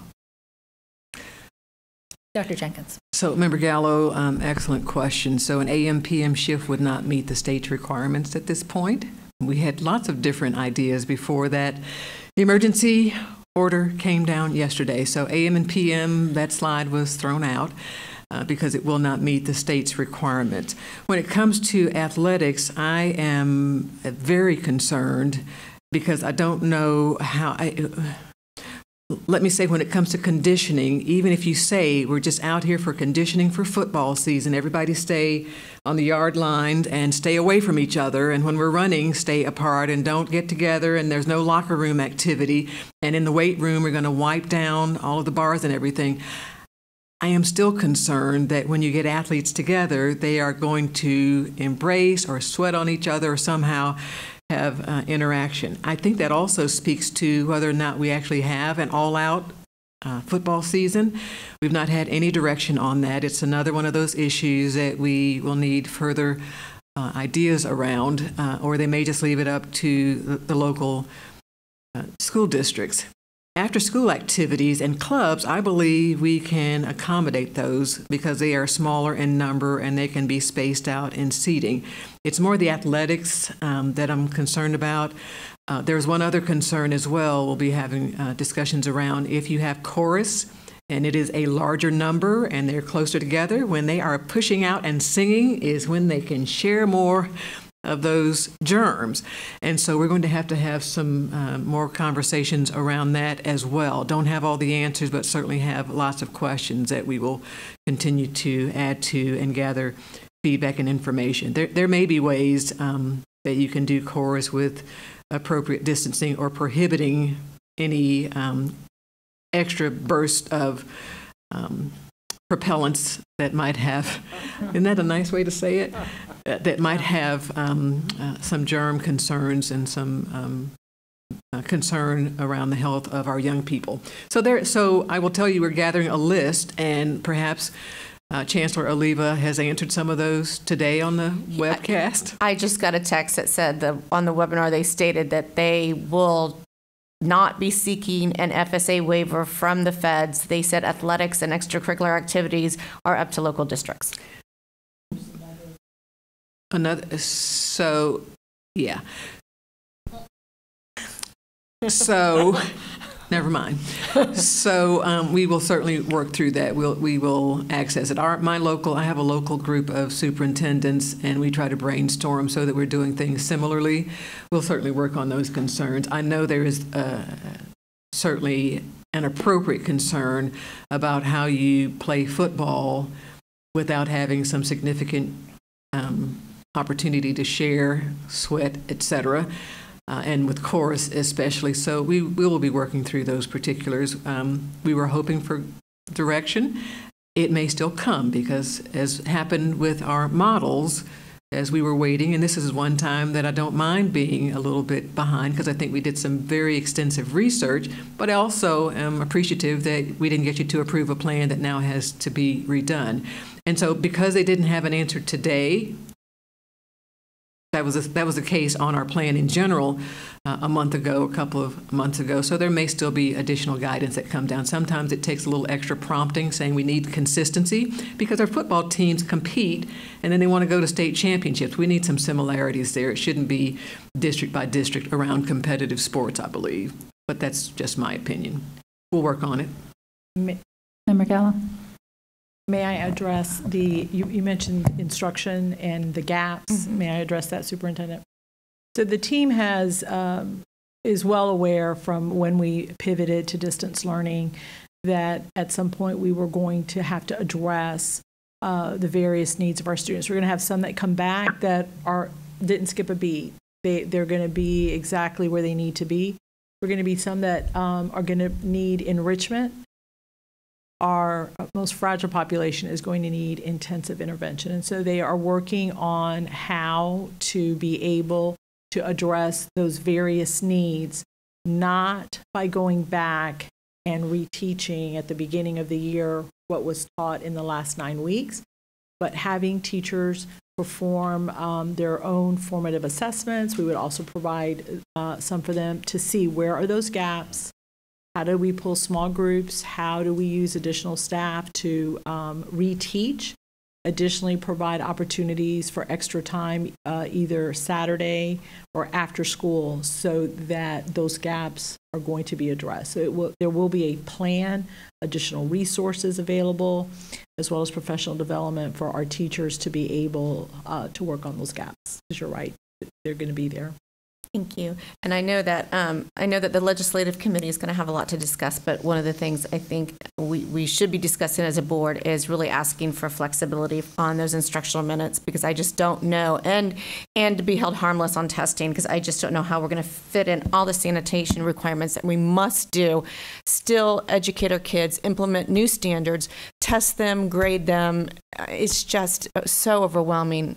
And I'm not the one that has to go through it. Our students do and our teachers do. So that'll be a separate conversation I guess we could have with the legislation committee. All right, I'm going to move through quickly.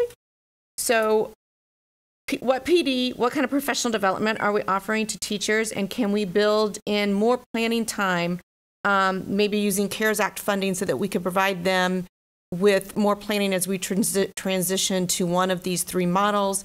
And under Orange County, Florida Virtual, would we help teachers who don't have good connectivity? Because I know that was an issue during distance learning, and maybe the teachers that choose to do Florida Virtual but don't have good internet at home, will we be providing accommodations for them?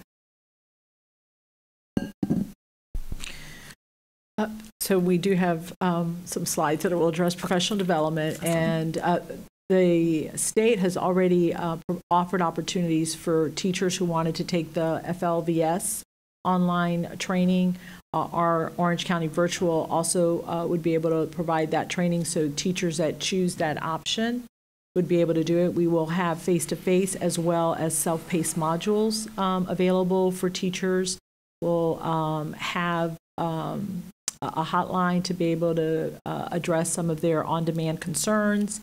We will also provide lots of professional development around social-emotional learning, so that they know how to deal with that aspect when our children return. And there'll be training for administrators, all staff, and we are also looking to provide additional training and support for our families so that they are better equipped to help and assist if they choose to have one of those virtual models. But there'll be more detail a little bit later in the presentation on the professional development, but we are going to be offering that. And we did offer this summer and offered to pay teachers, and so we had several that took advantage of that opportunity as well. Thank you. And did I hear you mention that we're offering extra services for our teachers for their health and well-being and their social emotional? And we had some things in place during our pivot.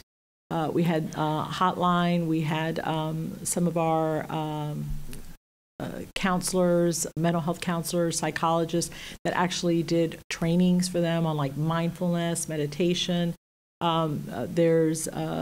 want to create comm rooms, both at the school and virtual comm rooms. And we'll be making use of our experts, our mental health counselors and our school counselors to support not only the children, but also our staff, because we know they're also going to have that need. And then one more thing that you mentioned, I apologize, you asked about potential additional compensation, that they might have additional planning time or planning days. So that would be something that would have to be collectively bargained. Not something appropriate to say at this point. I will tell you, we will be looking for creative ways to make sure we have all the support possible in place for our teachers. Someone mentioned earlier, why not push back, give teachers more planning time at the start of the year? Run into a problem there because if the state does not give us any flexibility around instructional minutes, then I can't have teachers in place before the students come unless they're going to stay with the students further into summer, because the student year can't change. And so unless they give us some flexibility in instructional minutes, you can't start teachers sooner before the students come unless you're going to keep them beyond what would have been the end of the school year. And in order to do that, you need funding, which we are certainly in a bit of a squeeze this year on. Someone else said, well, what if you just shifted everybody? I do not want our teachers to suffer in August because they don't get a paycheck. They are counting on that calendar. We are obligated by contract that they get a paycheck in August, and so I wouldn't want to shift everyone for that sake either, because that would harm our teachers. And so while those are creative ideas, they would need to be at the bargaining table, and there would need to be additional resources. And then on the Orange County, Florida virtual, I have a couple questions. And I guess this would also apply to the Launch Ed. Will we be supplying food distribution to the children that will either do virtual learning or do the Launch Ed at home? Do we have flexibility with Orange County Virtual School for students on access points? And will the state, in the emergency order, is there flexibility on that October survey? Does that count towards virtual school or just the innovative model?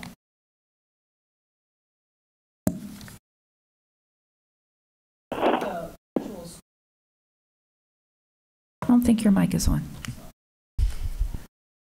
Virtual school, OCPS or Florida Virtual, their funding is not based on seat time. It's on completion. Okay. And so and that's what we and other districts tried to get when we pivoted in March, was to have that flexibility. If students are able to complete the course, maybe not have the seat time, that they would get, we would not lose the funding. And the state's response to our request appears to be to apply for an innovative model for instruction. And so through the Launch Ed at Home, if approved, we would receive that flexibility in some of those waivers that they've asked for. But it has to be approved, and we still need to know more details of what's required in that plan.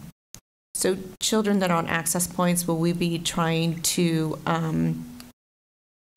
encourage that cannot come back to school, encourage them maybe to do the Launch Ed model versus the virtual model? Because there are restrictions with the virtual, like there's some academic restrictions, and they don't usually take kids on access points. Well, correct. I don't believe, and I'll with Mr. Moody, that they offer access points through virtual, our OCPS virtual, because of what you said. It's extremely difficult.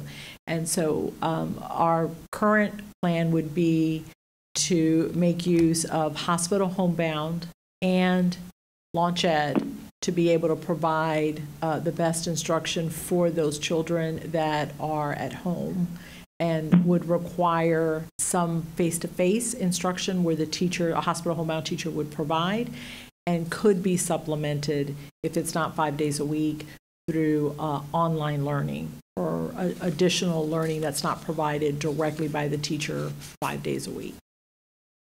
But that is going to be our greatest challenge, is serving our children, our most fragile children. And one more point, we have been collaborating specifically on how to serve children with disabilities with Chiefs for Change and the Broad Institute, and they have had meetings approximately once every 2 weeks. And so districts come together, they share ideas. Many of them are facing the exact same issues that we are, trying to keep staff safe, as well as meeting the needs of the most fragile students. So we will continue to collaborate and work with our families to be able to provide the very best instruction. I foresee that's going to be that blended hospital homebound model for our most fragile children and any other child that has some type of medical need that would prevent them from going to school face-to-face. Okay, thank you. And then I just have a few more questions. And and yes, I we promise can. I'll stop you in a microphone. I'm sorry. And yes, we can do grab and go for students if we were doing the Launch Ed program. In fact, we're looking at some ability for online ordering. We believe we will also be able to provide it for OCVS. That's not been our practice, but since we are in unusual times, we believe there might be opportunity for both of those groups. And this is these next series of questions, and then I'll be quiet and let other board members ask questions. What about the class size for the Launch Ed models? Will we still have to adhere to class size if we have kids at home and kids in the classroom? Will the two of those combined make up the class size?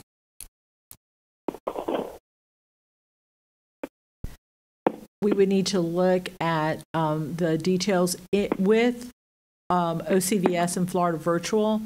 There is a higher class size. I can't answer whether that will be one of the waivers that they would allow with the Launch Ed model. As a teacher, I also think that that would be an issue that we would look at impact bargaining. It's going to be incredibly difficult coming back and teaching in a face-to-face model, and then adding that virtual aspect, and then on top of that, having a higher class size. I can't specifically answer, but I do think that increasing the class size would be incredibly difficult for a teacher. Thank you. And then two more questions, and they're both related to the Launch Ed. How would a child that is at home ask questions and be able to participate in class time? And when we look at progress monitoring, especially for our kids at home and even our students in the physical classroom, what will we be using for progress monitoring? What kind of system? So again, I'm going to work backwards because I don't know that I have the answer for the first question with the participation, although I believe that there is technology that allows them to be able to interact with the teacher and in that classroom with that camera. And we could have Muriel or Rob that can specifically answer that. Progress monitoring. We started to discuss progress monitoring a couple of months ago simply because we knew we needed to be able, once the children came, get an idea rather quickly where are the gaps. And that would then be able to drive the intervention that teachers and other school personnel would be able to give the child to be able to narrow that gap. And so while we're still looking at some various tools, we currently have iReady that can be administered 3 times a year that would give us that overall picture of where that child is and where we would start addressing those gaps. And we would probably look at the elementary level for that.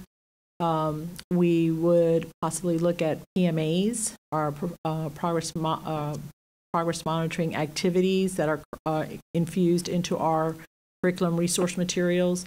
And we've used those in the past that would allow us to also gauge where they are. We have partnered with, not NWEA, is it? Yes, MAP.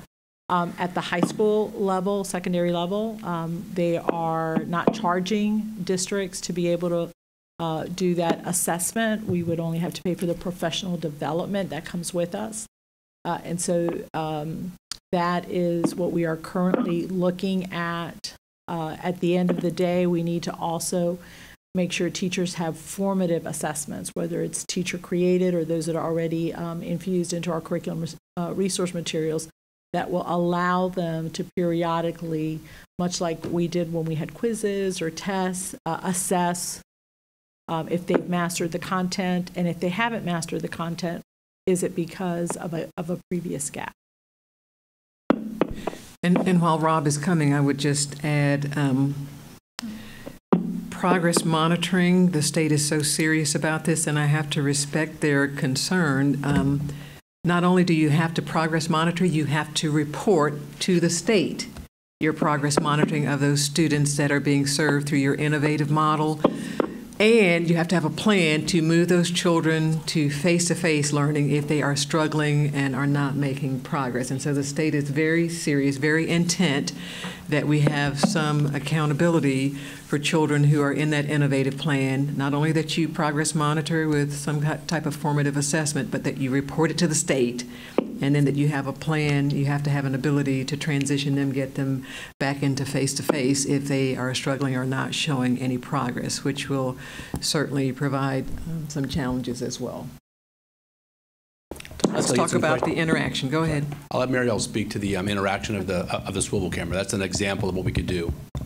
So in this particular example, the teacher would wear a marker or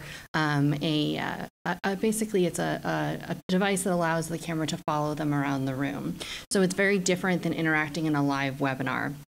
The students at that point who are watching at home, as well as the students who are in the classroom, can engage in live question and answer, as well as turn on their microphone and be called on just like they would in the classroom in real time. So it's very different than, for example, watching a lesson on TV, or maybe watching BBB like you might have seen in the fall and no one's allowed to talk and you're just passively watching. This is an interactive experience. And then they also have the ability to do polls for the whole class, both the ones that are sitting in the room, both the ones that are at home simultaneously. So it's a very connected experience. I like to think about it like you're virtually right there. It's almost the equivalent of having all of you right here and somebody sitting right here on the screen at your table participating in real time with you. So again, very different than what we planned on doing in the spring, and would really allow for students to attend on their traditional bell schedule. So when that student is learning math in the classroom, this student is learning math at home. And so it would be a little different in the sense that there would be more of a commitment to follow a certain schedule than there was in the spring. All right, thank you. And then I just have one comment. I have other questions, but I'm gonna stop talking, and then if they don't get answered, I'll circle back. I know that the chair talked about surveying parents. I would also like for us to survey the teachers as well, to see when we come up with options or models, which ones they would be they would consider and they would be comfortable with. You know, I think that all the emails that we received, you know, people are worried about teacher shortages, sub shortages, janitorial services. Like, there's just so much to consider. So I would like us to even maybe survey the teachers one more time. Thank you. I'm going to be quiet. Thank you. Before I go to Member Colbert, let me clarify what I had talked about, and it wasn't a direction, it was just a suggestion, as any other board member could make a suggestion, was that it would be once we have defined our plans, it would be extremely important for us to find out where what the demand is for the students, find out from our parents as quickly as we can, which of those three choices were they going to make, so we knew what we needed in terms of teachers, but also to survey our teachers to find out which of our teachers are able to come back into the classroom based on their health and family health circumstances, so that we understand how much capacity we have. So again, just a suggestion. I will say that based on this presentation, I just realized I was missing something here, and I'll circle back and talk about it in the end in a disconnect of my understanding of the plan. So let me go now to Member Coburn.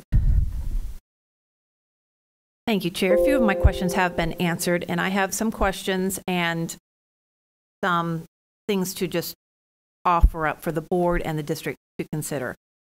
I want you to know that before yesterday's executive order, I was all set to advocate for the district to delay the start of school until after Labor Day, or perhaps even the first 9 weeks, to give a chance for those positive rates to come down in Orange County, helping us to feel safer to reenter school. But in light of that executive order, one, I'm very pleased with the different options you all have presented. I'm already getting positive feedback from students, teachers, and parents on these options, both for the teachers and for the students. So thank you for that. I would like to continue to explore delaying the start of school for 3 weeks until August 31st to give parents a little more time to consider their options. We have a very tight timeline, about 4 weeks.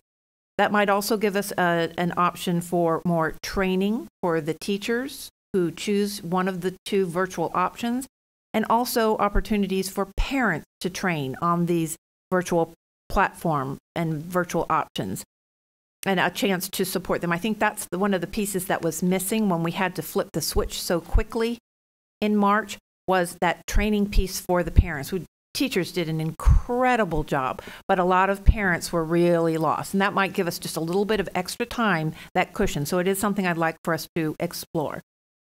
I want us to be mindful that there may be some policies we need to look at next week, whether those are policies for face coverings, policies regarding a leave policy for teachers who might be forced into a quarantine situation for 14 days, flipping that switch to virtual. What are we going to do about those? We need to look at those policies and be mindful that those policies would sunset. If we need to implement them, they need to have a sunset, whether it's the semester or the year. I think the most important thing in front of us right now would be to receive that information on the intent for the options that the students are going to choose, and the preference for the teachers. And on that preference for the teachers, I wanted to know, on the Launch Ed at Home, which I love, would the principal also have the option to, like, you might have one class that has 11 in person and 11 at home. Might there also be an option for a teacher to come in, teach from her classroom with 22 at home? That gives yet another option for teachers who might be compromised. When she's getting the preferences from her teachers and from her students, might that principal, he or she, be able to create that as another option? But you want me to go through all my questions, or you want to stop there? Go ahead, Dr. Jenkins. Yeah, I'd rather answer, because sometimes we lose track and then we have to start from the end, like Dr. Vasquez was doing a minute ago. So on that question in particular, we want to be flexible. What the model we initially were speaking about was hopeful that there would actually be a teacher with an entire class at home. Can't guarantee that the numbers will work out that way, so we need to be flexible enough to say, you know what, when we look at class size, we may have to have one class that's split. And in those instances, the principal would need to be the individual trying to help make assignments like they normally do. I teach second grade this year. I may have to teach third grade the following year based on what the needs are. And so that principal would be well aware of teachers who've had an easier time or more productive time doing that distance learning, that online learning, and then they can help make those assignments. Best of all worlds, there would be a couple of classes entirely that are being managed where the students are at home. Worst case scenario, there might have to be some combination classes there, which might be a bit more challenging, but with the right tools in place, it can be done. Perfect. That's what I was looking for. Thank you. Another issue that came up are magnet slots. So let's say your student is participating in a magnet program or a magnet school and decides to choose a virtual option this year.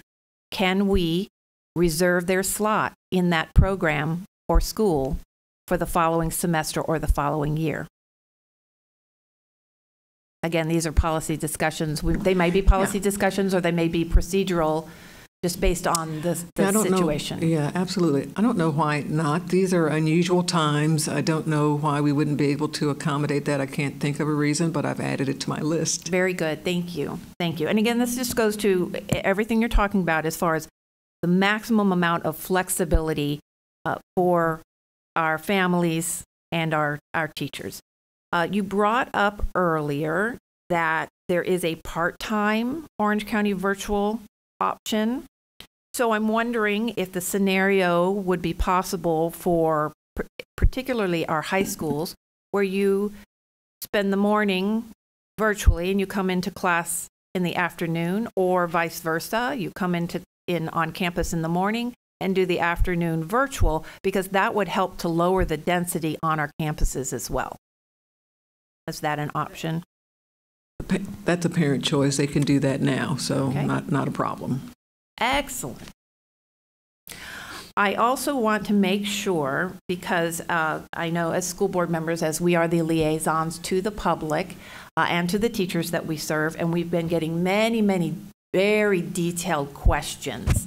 I want to make sure that there's either a hotline or a team of point persons here at the district when we get these very detailed questions about what will this look like, what will the PPE be, what will classroom configurations, what happens if we have a positive. I want to make sure that we have the proper district staff to direct them to those to get the answers to those questions, because we're not personally going to have all those answers, and I know you may not and are not going to now, but we need to either set up that hotline or make sure we have a team of point people to direct both employees and families for those answers. We can certainly set up a hotline, Member Colbert. We will also start compiling an FAQ document that's worked well in the past, where frequently asked questions are easily accessed on our website. Happy to do it.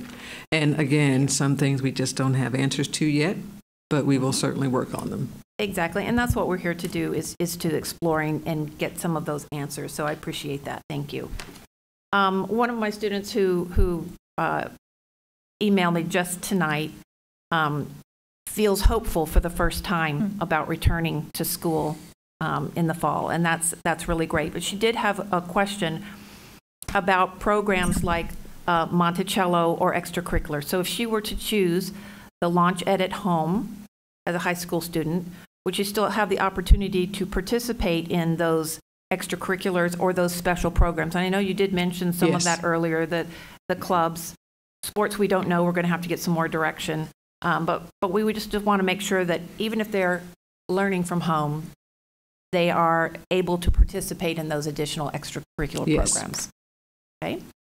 And then finally, just so you know, our own Orange County Recess Moms have already begun a grassroots advocacy campaign to release our students from statewide testing, given the unusual circumstances that they will be going through this year. So they're already advocating on behalf of our students and our teachers and the impact on their evaluations as well. Good. So I will yield the floor. Thank you, Chair. Yes, great questions. Let me go to Mr. Palmerini before I take on the next board member. Member Colbert, just on policies, and I'm sure you're aware of this, but just for the general public, if they may not be, to the extent that we are going to be changing policies, we can do so on an emergency basis. Those policies automatically sunset after 90 days. So we would have to go through the full rulemaking process. You can do an emergency policy quicker, but if you want it to be more than 90 days in length, you're going to have to go through the full rulemaking process. I know you're aware of that, but I just wanted to point it out for the record. Very good, and that makes sense because this is an emergency order that we're under. We want to use the emergency policy mechanism. Thank you, Mr. Palmerini. Okay, let's go to Member Byrd. Member Byrd? Thank you, Madam Chair. So I just want to clarify this I've had some teachers reach out that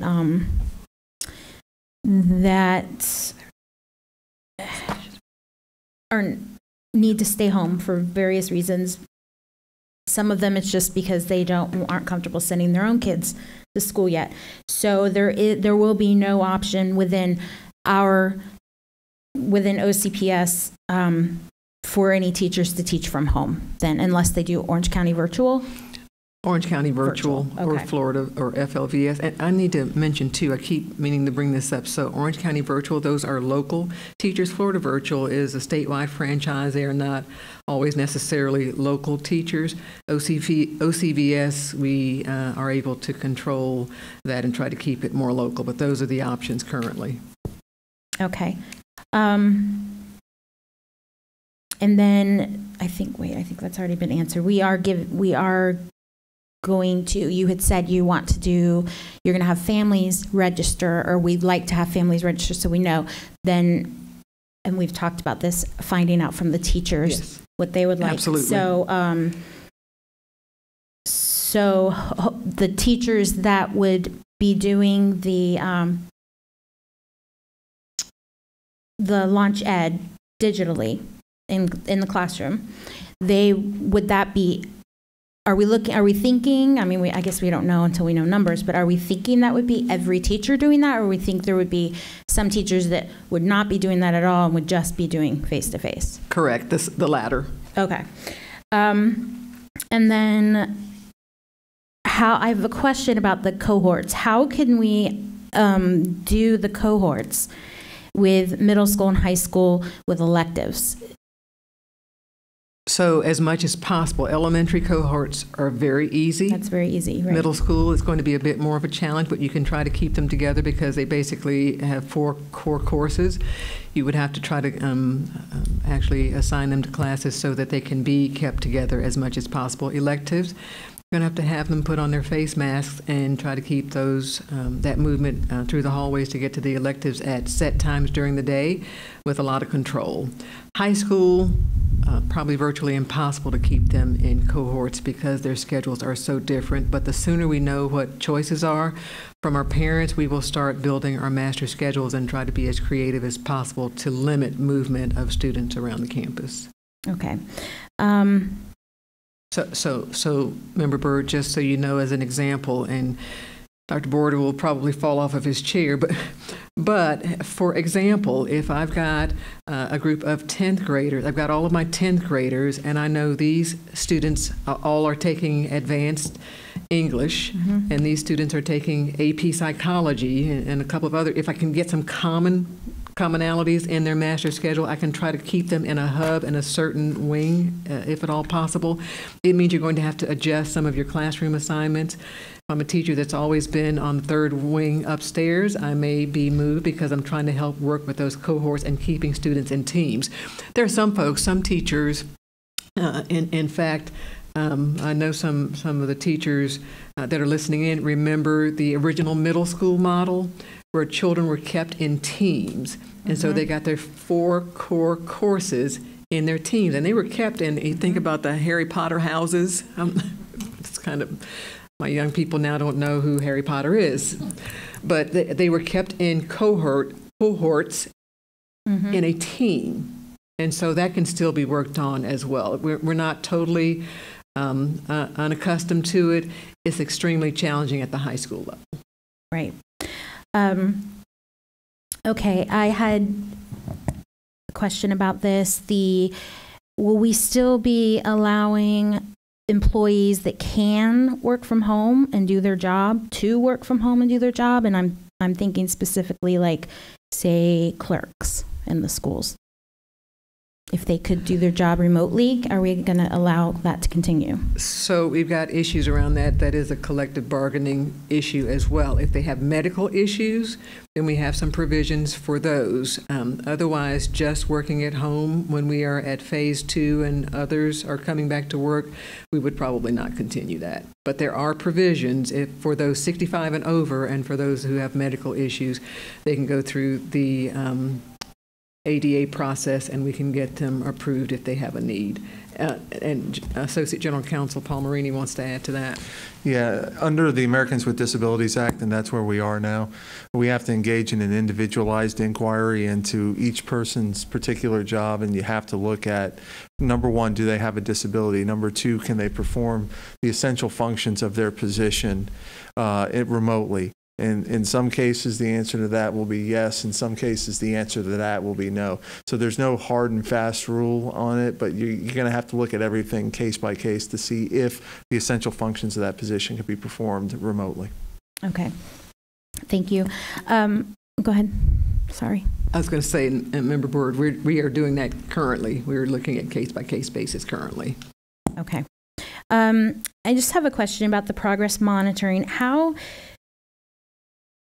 help me just to understand this. How exactly are we going to progress monitor pre-K kindergarten kids when, and I know that we can do like iReady, I guess, for those kids, but I'm thinking a lot of progress monitoring at those ages have to do with observation and manipulatives. And I mean, I'm just thinking when I was a teacher sitting down with those young kids that young, it was me and that child at a table with manipulatives, seeing how they could, you know, do all the skills I was looking for. So how are we going to be able to do that remotely for the teacher if the child is at home?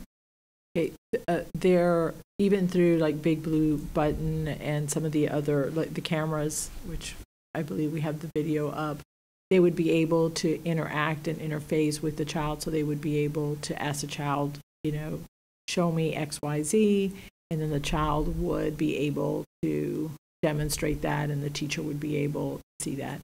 And I want to clarify, we're looking at other options besides iReady. We were talking about iReady because that is something that we currently have available.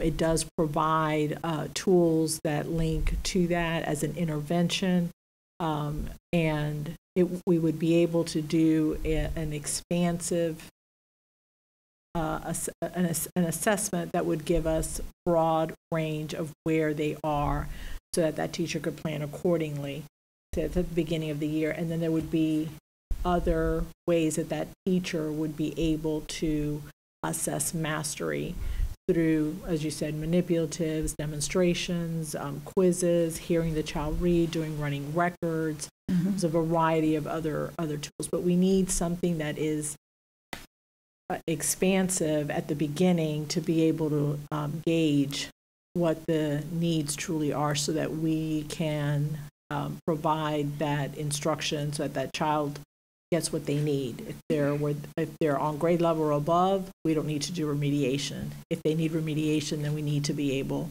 to do it in a very strategic manner and make the best use of time and personnel resources at the school. Okay, thank you. And I'm assuming then maybe this video will answer this question then. So you're saying that there is an opportunity with this to show, for the kids to show work. You know, if they're in a math class and they're not understanding how to do a problem, they can show their paper easily to the teacher in the classroom? Yes. Okay. Yes, ma'am. So we're going to show a very brief video that just shows how this would work. This particular example does show both in-class students and at-home students, as opposed to what Dr. Jenkins had described, which is all students at home. So I'll leave my mic on just to make sure, because I'm not sure the audio was cued. All right, everyone, good morning. Thanks to those of you who are in the classroom today. Thanks to those of you who are joining over Zoom. Right. If I have an angle, I'm going to draw an angle on the board here. Does anyone want to read that vertical angle definition for me, please? Go ahead, Kate. Vertical angles are congruent. One that can tell me how you would figure out what this angle is? Drew? You'd subtract 11 from 180. That's right. Super easy. Can I have someone at home do that for me? What's 180 minus 11? 169. Your homework will be just as exciting. Go get yourself a snack before you do it. So you can see it's very different than what we experienced in the spring. I think a key there is that both sets of students were interacting with the same presentation. They both had a device in front of them. They were both able to use the microphone and camera. They were both able to use an interactive whiteboard as opposed to just a chat box. Really, the only difference in that particular scenario was the location of the student.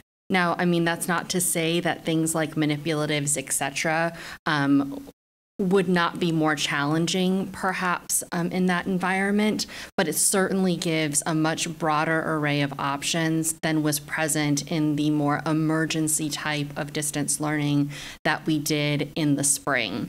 And I think also, from a management perspective, it really encourages relationships between the students and the teachers because there's constant verbal interaction. And you can also see in that example that it was not 200 kids in a chat room. It was a relatively normal class size with a fairly equal number of students that were online and offline. Now, that's not necessarily a certainty, but it kind of gives you an idea of how something like that might work. Does that help? Mm-hmm. It does. Thank you very much. You're welcome. I just have a couple more quick questions, if that's okay, Chair. Yes. All right, my questions are like everywhere. Is there any kind of legal issue at all with privacy with the live stream, Mr. Palmerini, with student privacy, I don't know, being on camera for other students, or I don't know. Is there any kind of issue there? On the mic. That's an extremely interesting question that I had not pondered before right now. I don't think this is a closed environment. It's the teacher, it's the students who are participating in class. To the extent you have people that are not in the class actually sitting in during the lesson, that could be problematic. But that would be something that I'd have to look into a little bit closer to give you a definitive answer on that.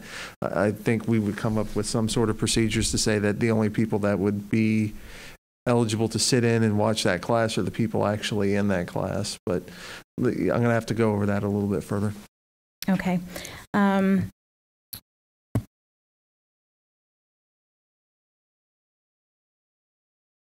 Is there, we talked about, I think we just need to maybe cover this a little more clearly, pushing the date back, the start date back, and the complications with that. And then I know that it has to do a lot with, or it has everything to do with the paychecks and paying the teachers. If we pushed everyone back to, like what Ms. Colbert said, towards the end of August, then we've got our teachers without a paycheck. So my question is there a possibility for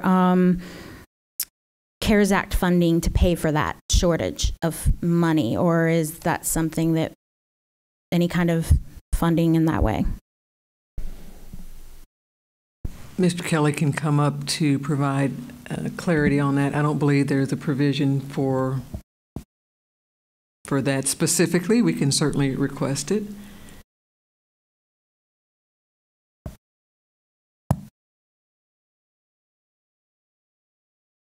I have no idea. Yeah, it's a problem. And I don't know how to turn it on. No. Okay, I'm sorry. Thank you, Mr. Kelly. We are currently developing a plan for the CARES Act that we're submitting for approval with the state. That could be one area we could check into. I'll go over a little later how we're currently planning to use those funds. That may give you some additional information to consider before you may look at that as an option, viable option too. Yes. Mr. Palmerini? I hate being a buzzkill, but 1011-60 subsection 2 or 3C, it says no salary payment shall be paid to any employee in advance of service being rendered. We would probably need to get a waiver of that provision in order to advance folks a salary prior to work being done. Thank you, Mr. Palmerini. Member Byrd.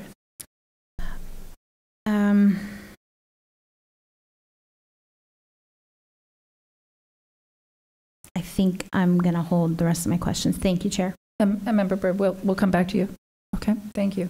Dr. Gordon.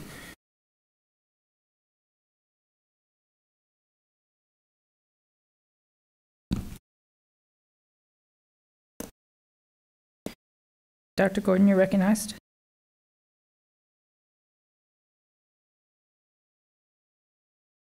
Hello? Dr. Gordon, you're recognized. I can hardly hear you, Madam Chair. Pardon me? I can hardly hear you. I know what you are, so I can hardly hear you.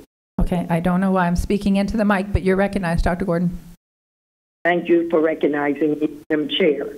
Thank you for recognizing me. I would like to go back. I don't know if it could be pulled back up, but I would like to go back to number 40, page 49. And then I would also like to send the video to me. I'm a visual person, and I would like to see the video because I did not get to see it. I'm on the telephone, and it did not come up on YouTube, so I don't know what happened here.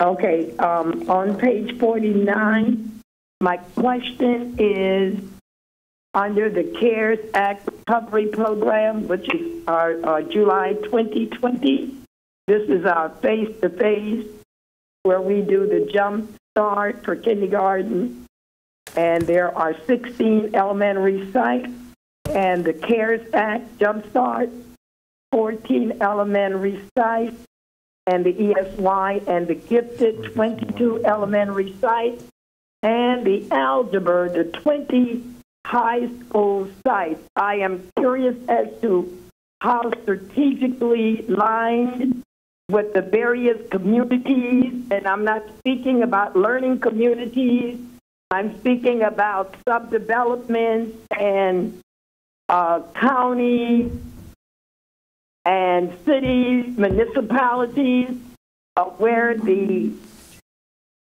the sites are going to be strategically located. If someone can address that for me, and then if they want to address that now, I'll deal with that. And then I have two others I'd like to get in. Dr. Jenkins or Maria, Dr. Vasquez? Thank you. Ms. Gordon, we will email the entire board the list. No, ma'am. No, ma'am. I'm not the entire board. I'm only District 5 today.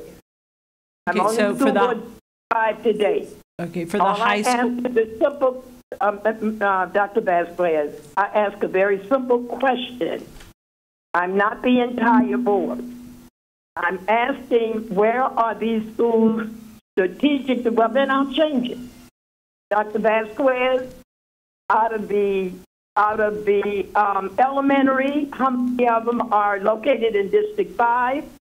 Out of the 14 sites for the CARE Act Jumpstart, how many are in District 5? Schuler have the list. And for the ESY and the gifted, how many of the 22 sites are located in District 5? And especially the algebra, since the Minority Achievement Program did so well with that algebra program, and you all took it away from us, which I don't like. And those kids have done so well with the chess, the algebra, and everything. But those 20 high schools, I would just like to ask you to name them if you can for me, because District 5 doesn't have that many.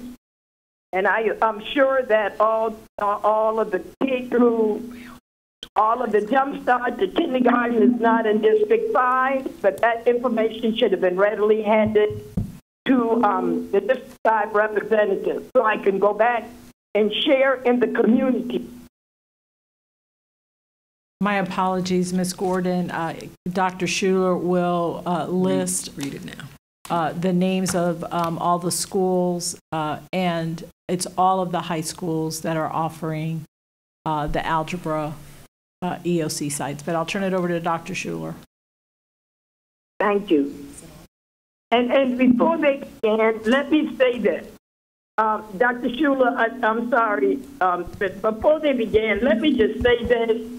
I know, Dr. Vasquez, that you actually stated earlier, I know every board member has been called, and the majority of us have been spoken to by a group called ESE Parent to Parent.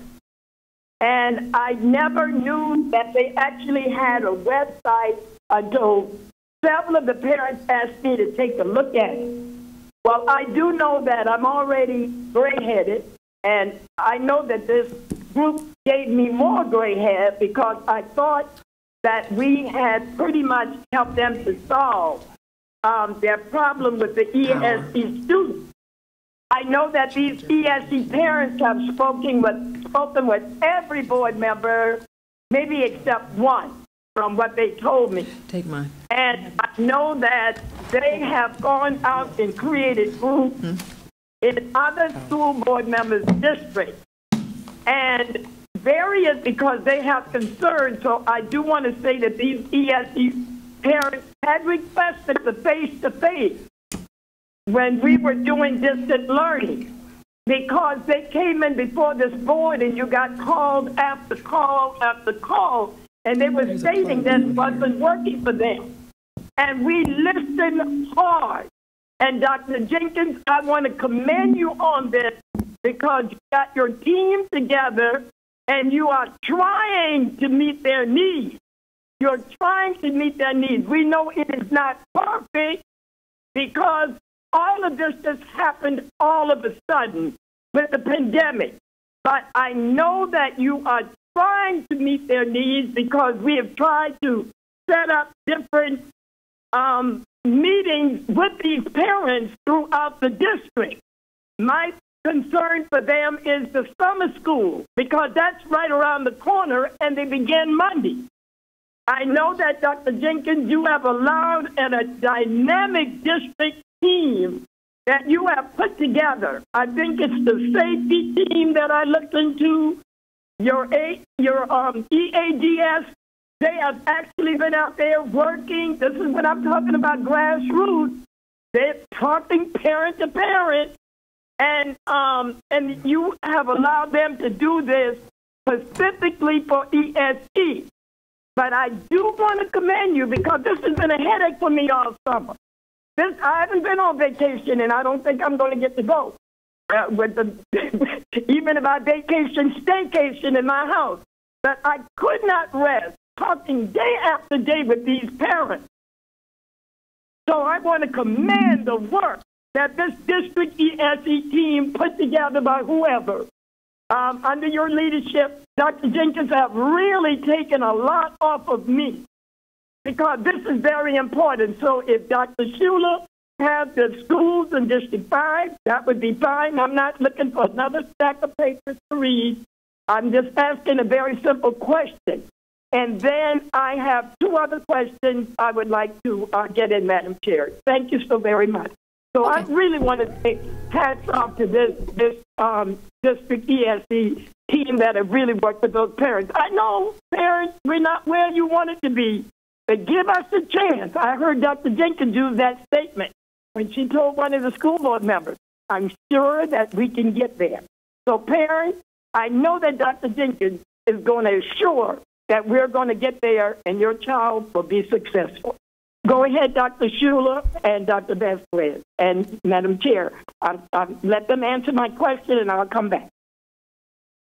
Thank you. Dr. Gordon and school board members. In District 5 for the high schools, we have Jones High School and we also have Oak Ridge High School. Yes, that's what I want to hear. Keep going because this is your weakest link. And I don't mean weakest link. These were our weakest links. And we've had to send awesome administrators out there, and it's not easy. Without pay, per se. A couple of middle schools got paid well. But it's not easy. Everybody can teach at a block school. But everybody can go in and make these schools at the top. And we have had administrators that have gone out there and have done that and have made District 5 proud. Thank you for listing those two. You don't have to name the rest. You can send it to the others. This is the question I've asked. So what are the ones under the ESY and gifted? Okay, so I was going to, what about the jump start to kindergarten? Do you want that information? Yeah, you can start there, but you jumped over to the high school for the algebra EOT, and I love that. Yes, okay. Ma'am, start with the jump start And this is only District 5. I don't want to know the rest. I'm concerned about District 5, so my parents listening will know that we are not left out. Okay, for District 5, for the Jump Start to Kindergarten, we have Millennia Gardens, we have Molly Ray Elementary School, Palmetto, Pine Hills, we have Sadler, Shingle Creek, Tangelo Park, and Washington Shores Elementary Schools for Jump Start to Kindergarten. Right, keep going. For the CARES Recovery, which is for students in grades 3 through 5, we have Eccleston, we have Pine Hills, we have Sadler, Shingle Creek, and Washington Shores Elementary Schools. For the ESY will be housed in those same schools. Dr. Genzuntite stepped out for a minute, but we have ESY will be available in those same schools that I just mentioned. We'll be providing services to meet their IEP goals. We'll also be offering speech and language, occupational therapy, and the other related services that students may need for ESY. Thank you very much. That, to me, is a very fine report because, let me tell you, we can do all these great things. We didn't get a grade this year, but I guarantee you that the governor is going to put a grade on us next year. And that grade is going to shock the hell out of a hell of a lot of us. If we don't work with our students that really, really needs the help. I know a lot of programs have been moved different places, but if these students can get, we've done it before, and I'm saying it. When I took over this position in 2000, we had 11 F. And if we don't provide these students the services they need, mama ain't going to be happy. Because if you can't let some of your children be successful when the students down at the lowest level is not being successful. But there were the administrators and principals and area superintendents that went out there, and by that time, when we became an A district, we had 11 A schools. And if we provide these type of recovery programs for these students, board members, you need to pay attention, or you will not get your A. In order to get it, you have to deal with the link that is the weakest. Most of these children don't all have music. Yes, we have provided that, but they all don't always get it. They don't always have the art and the PE, all the guidance and the counseling, all the things that they need to make them achieve. They don't always go on the field trip. They never been to Europe like some of the children with Pam. Pam was able to hop on the plane and go over with one of her schools. We hardly ever get that. That's why every opportunity we get in District 5, we try to catapult our children to the top. Because if you take the bottom of the line and take them to the top, you will always be in a district. You cannot overlook the children that have not. You cannot. You have got to provide it because it's the same dollars. It's the same dollar figure. Okay? So I thank you for answering that question for me. Well done, my good and faithful servant on that. My next question deals with the innovative learning model, and it's a very quick question. And I heard you talk about the required application, and you will need state approval for it. I'm wondering, this is a Dr. Jenkins question, Madam Chair. I would like to know what is the state deadline to submit? And have we started, even though we just got this, but have we started? July 31st. So the state is asking you to get it in on July 31st? That's correct. Have they given you a time when they're going to let you, when they will give you, when it has been approved?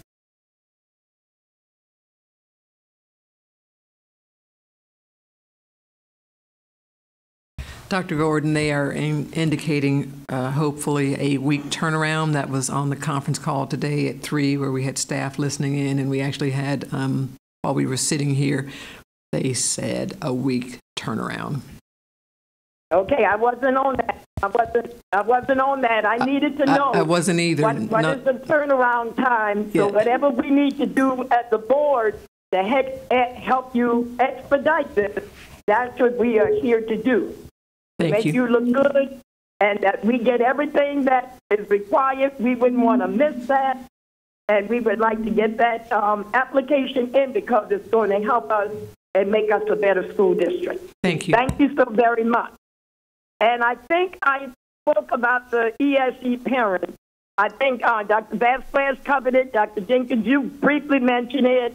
And I want those parents to know that we are working, and this is their decision. And you all went back to the drawing board and revamped it. Am I right or wrong on that, Dr. Jenkins?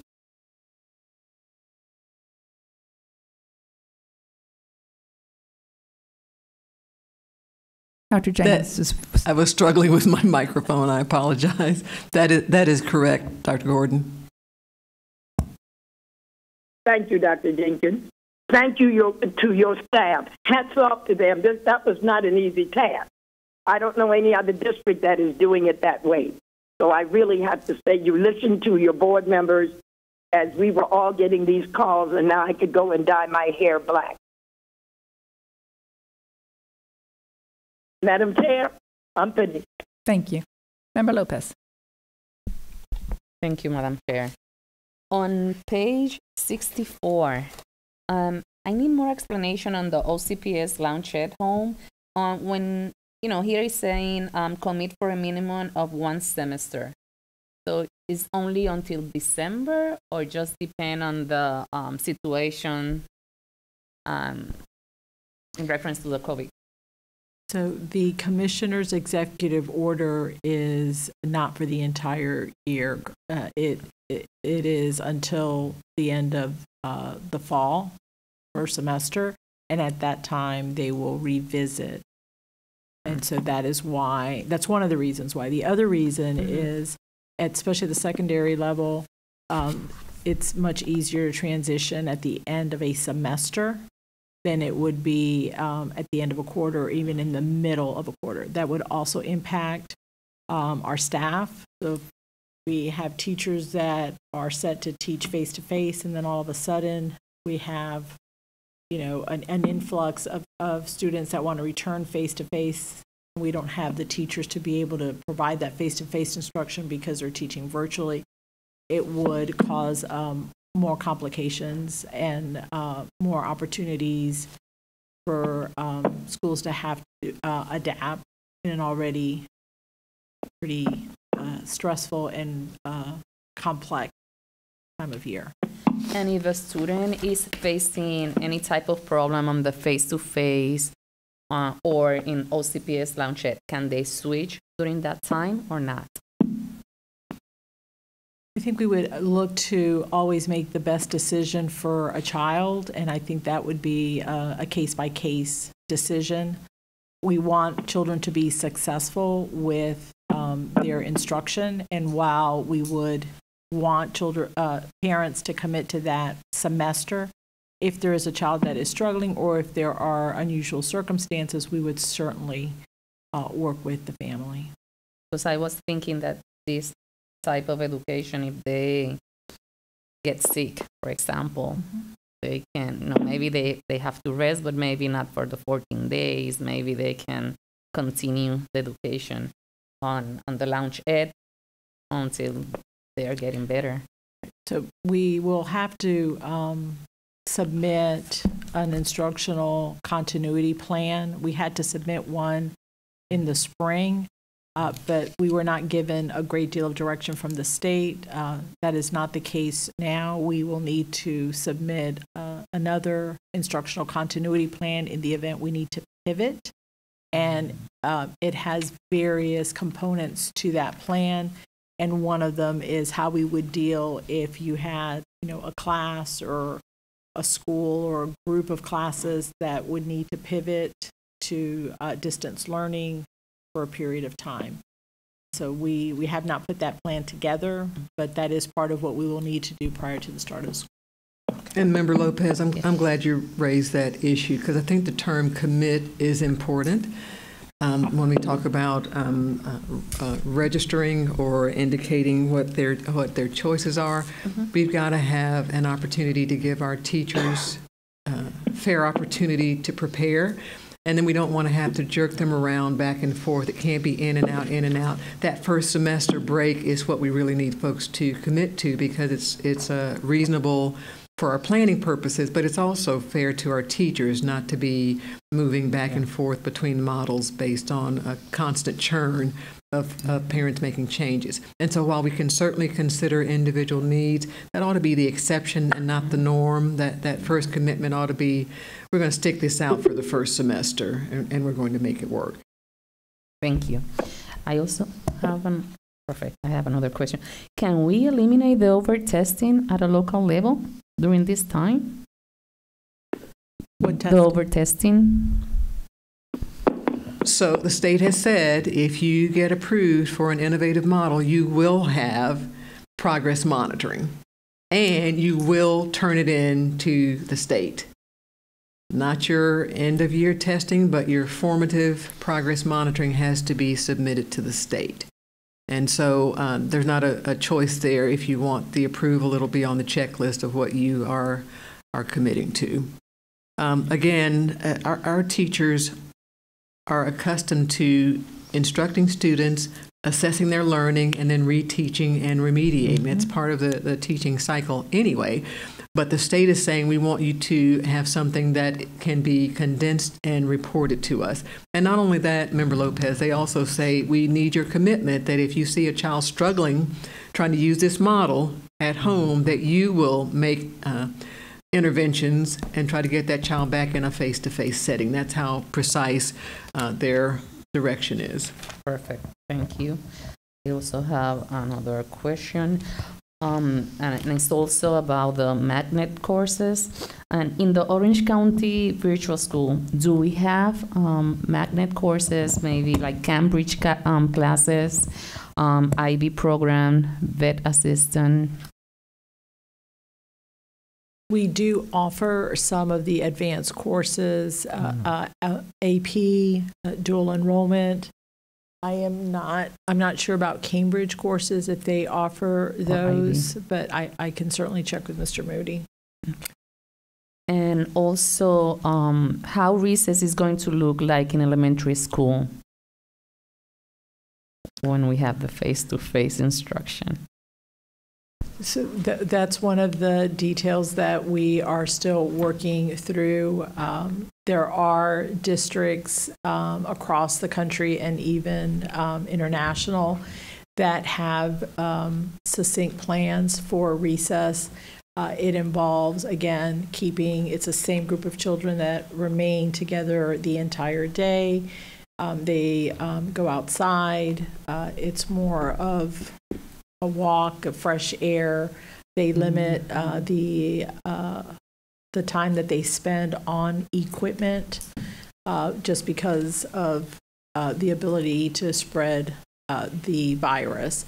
And so we would look to what has been successful in other districts as we put our plan in place. But that's one of the issues one of the areas that we are still trying to fine tune. Does that include the PE classes as well? No, the PE classes would also, they would take place and they would have modifications to how the class is taught. There would be extensive cleaning of the equipment that the children use in between classes, and we have more protocols for that than we do for recess. So, for example, the monkey bars. That it's very difficult to keep that clean and disinfected. And when you have a school that maybe has 4 classes at a grade level going out for recess, that would probably not be a recommendation if we're looking to keep our children, our staff, and our community safe. Thank you. I also have the last question, and I think that it will be great for our districts. to know all the schools that we have in the CARES Act recovery programs, not only in District 5, but I think that we also needed to know District 1, 2, 3, 4, Right. 5, 6, So 7. we could have Dr. Schuler read them out loud, and I had already shared that I wanted her to email the entire board, so you would have the list of all the schools where we were offering that. So Dr. Schuler could take a moment.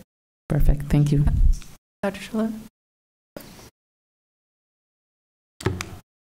Okay, I'll just run through all of the schools. First, for the Jump Start to Kindergarten, Bonneville, Chickasaw, Inglewood, McCoy, Millennia Gardens, Molly Ray, Palmetto, Pine Hills, Riverside, Sadler, Shingle Creek, Spring Lake, Tangelo Park, 3 Points, Ventura, and Wheatley.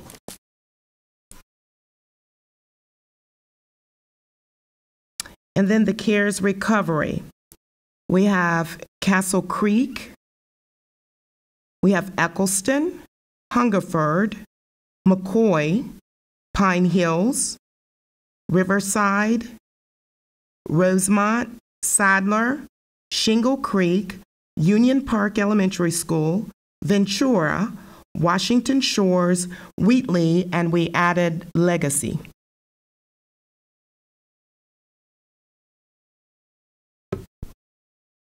Okay.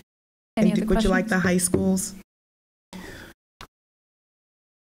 And I know Dr. Border was working on one high school, but we had virtually all of the high schools with the exception of one, and I believe the one high school will be adding students. But we have all high schools with the exception of Timber Creek.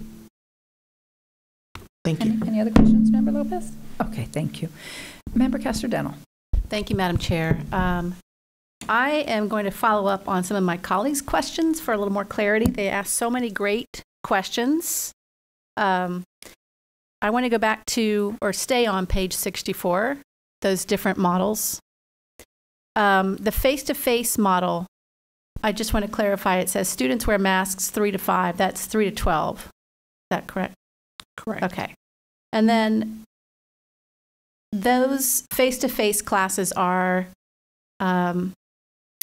we're looking at just a traditional looking classroom with the same number of students that we would normally put in the class. Is that right? Like 22 or 24? Or 18, yes. Or 18, depending on the class size limits. What about the social distancing? When you were showing us before the model classroom where you had to social distance with 6 feet apart, how does that work? So there are a couple of things you have to keep in mind. One, the state's document guidance said we know that 6 feet is probably not feasible, so come as close to it as you can. American Pediatrics Association said at least 3 to 6 feet. The Florida document additionally said move any excess furniture out of the room if you can, so you can spread the students out as far as possible, but clearly acknowledging that they can't be 6 feet apart, which is why we would have to use the mask. So those face-to-face classes will be distancing as much as possible and with masks and all the other protocols of mitigating the spread. That's correct. And remember, based on what our parent preferences are, when they indicate to us their choices, we may see some slimming of the number of students on campus as well. Could we also see more? Could it impact us the other way? That would mean anyone who's currently in OC virtual coming back to campus? I don't know. I wouldn't expect to see more. Or private school students, or private coming school back students to the public school. You never know. You would never know. But I would expect to see less. I could be wrong. Okay. We need those surveys out as soon as possible. Registration commitments, intent. That was the term someone used. I like that term, intent. Okay. And just so we're clear, Dr. Castor-Dental, if you grew at a school because private school students were coming back, then you'd have the FTE to hire more teachers. Okay. And then who would decide the class size of the OCPS Launch Ed? Is that a school-based? Is that district-based? So my understanding is that they do not waive class size. So in all of these models, with the exception of OCPS virtual, we would be adhering to class size. We would try to, the Launch Ed model, the Launch Ed at home would reduce the number of children physically in the classroom. So you would have more social distance because you would have some children at home, but the class size would remain the same. We'd have to adhere to that. And for funding purposes, you would reach a point where if you were too low, you would lose funding and couldn't afford to have classes that small unless the state decides to provide additional dollars. Right. Okay. A question about that: when they transition back to school, when possible, it might be too early to know what that transition looks like. Because, I mean, we don't want kids to show up one day and say, hey, I decided to come to school today. I mean, there'll be a deliberate transition, I guess, decided on how students would make that change. Is that right? Absolutely. Okay. Another question. I know you don't have a lot of information now, but I'm interested to know more about our options for progress monitoring. In it, other than iReady. I know the limits of that, and I appreciate that you're looking for other options. And I know how easy that would be to just use iReady, but I would like to know more options we have.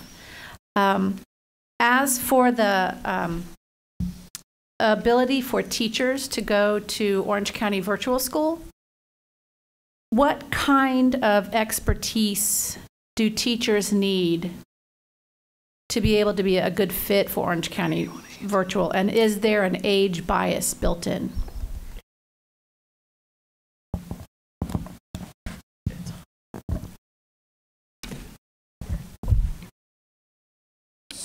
So an expertise would be someone who's can adjust to virtual instruction. They may not have experience in virtual instruction, but they need to be able to adjust to working online, working over the telephone with students and parents. I don't know that there would be did you ask an age bias? Right. Stereotypically, I think you could say there, but I don't think we've experienced that because we, at Orange County Virtual, we have teachers of all ages. Okay. So I don't know that you could really say that it would be an age bias. Stereotypically, one would think that, but we have teachers of all ages. Okay, so if they're not currently technology savvy, but maybe they have health conditions or someone at their home does, is there enough training for teachers who apply to Orange County Virtual that it could bring them up to speed quickly or confidently? Certainly. So our principal of Orange County Virtual does a great job of training. She puts them through the required Florida Virtual training because we use kind of their platform, so to speak. But Brandy Gurley does a great job of providing our teachers additional training and support to be able to work online with students. Absolutely. All right, thank you. I appreciate that. I know a lot of teachers are wondering if they really have that option. So it's good to hear that they will get that support if that is an option. Do we know yet what kind of openings or how many openings, or is it specific to, like, if I was a biology teacher, I have to apply for a biology position?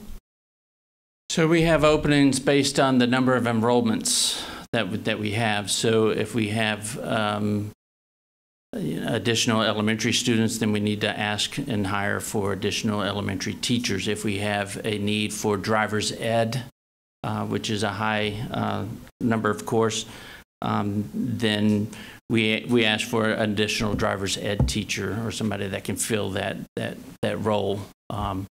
So it's based on enrollment. Okay. Is it possible to provide, and you might not know this answer, but is it possible to provide teachers who have those conditions that might make it difficult to be in person teaching? Is it possible to give them a priority for Orange County Virtual? That's a bargaining issue. Yeah. Okay, I appreciate that.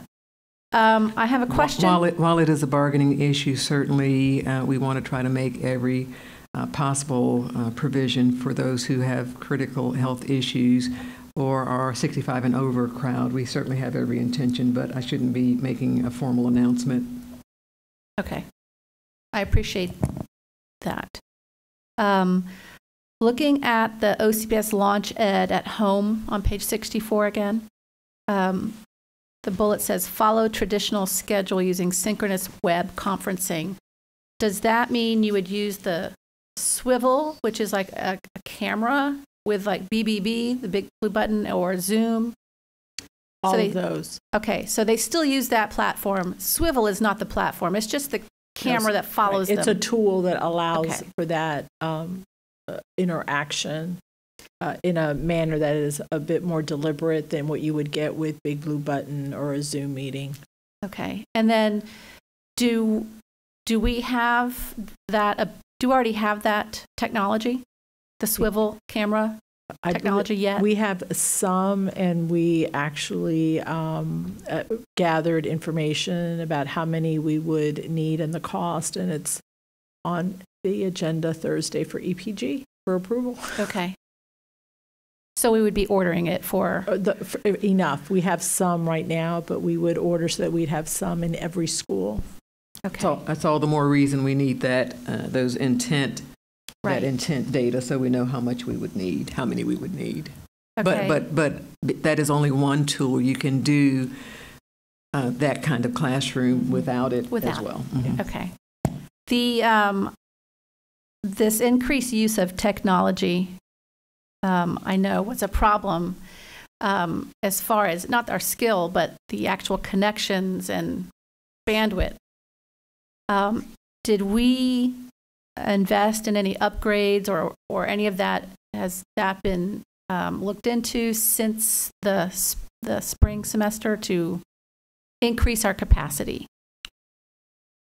So we purchased additional hotspots for families that did not have internet free of charge. We distributed some. We still have others available.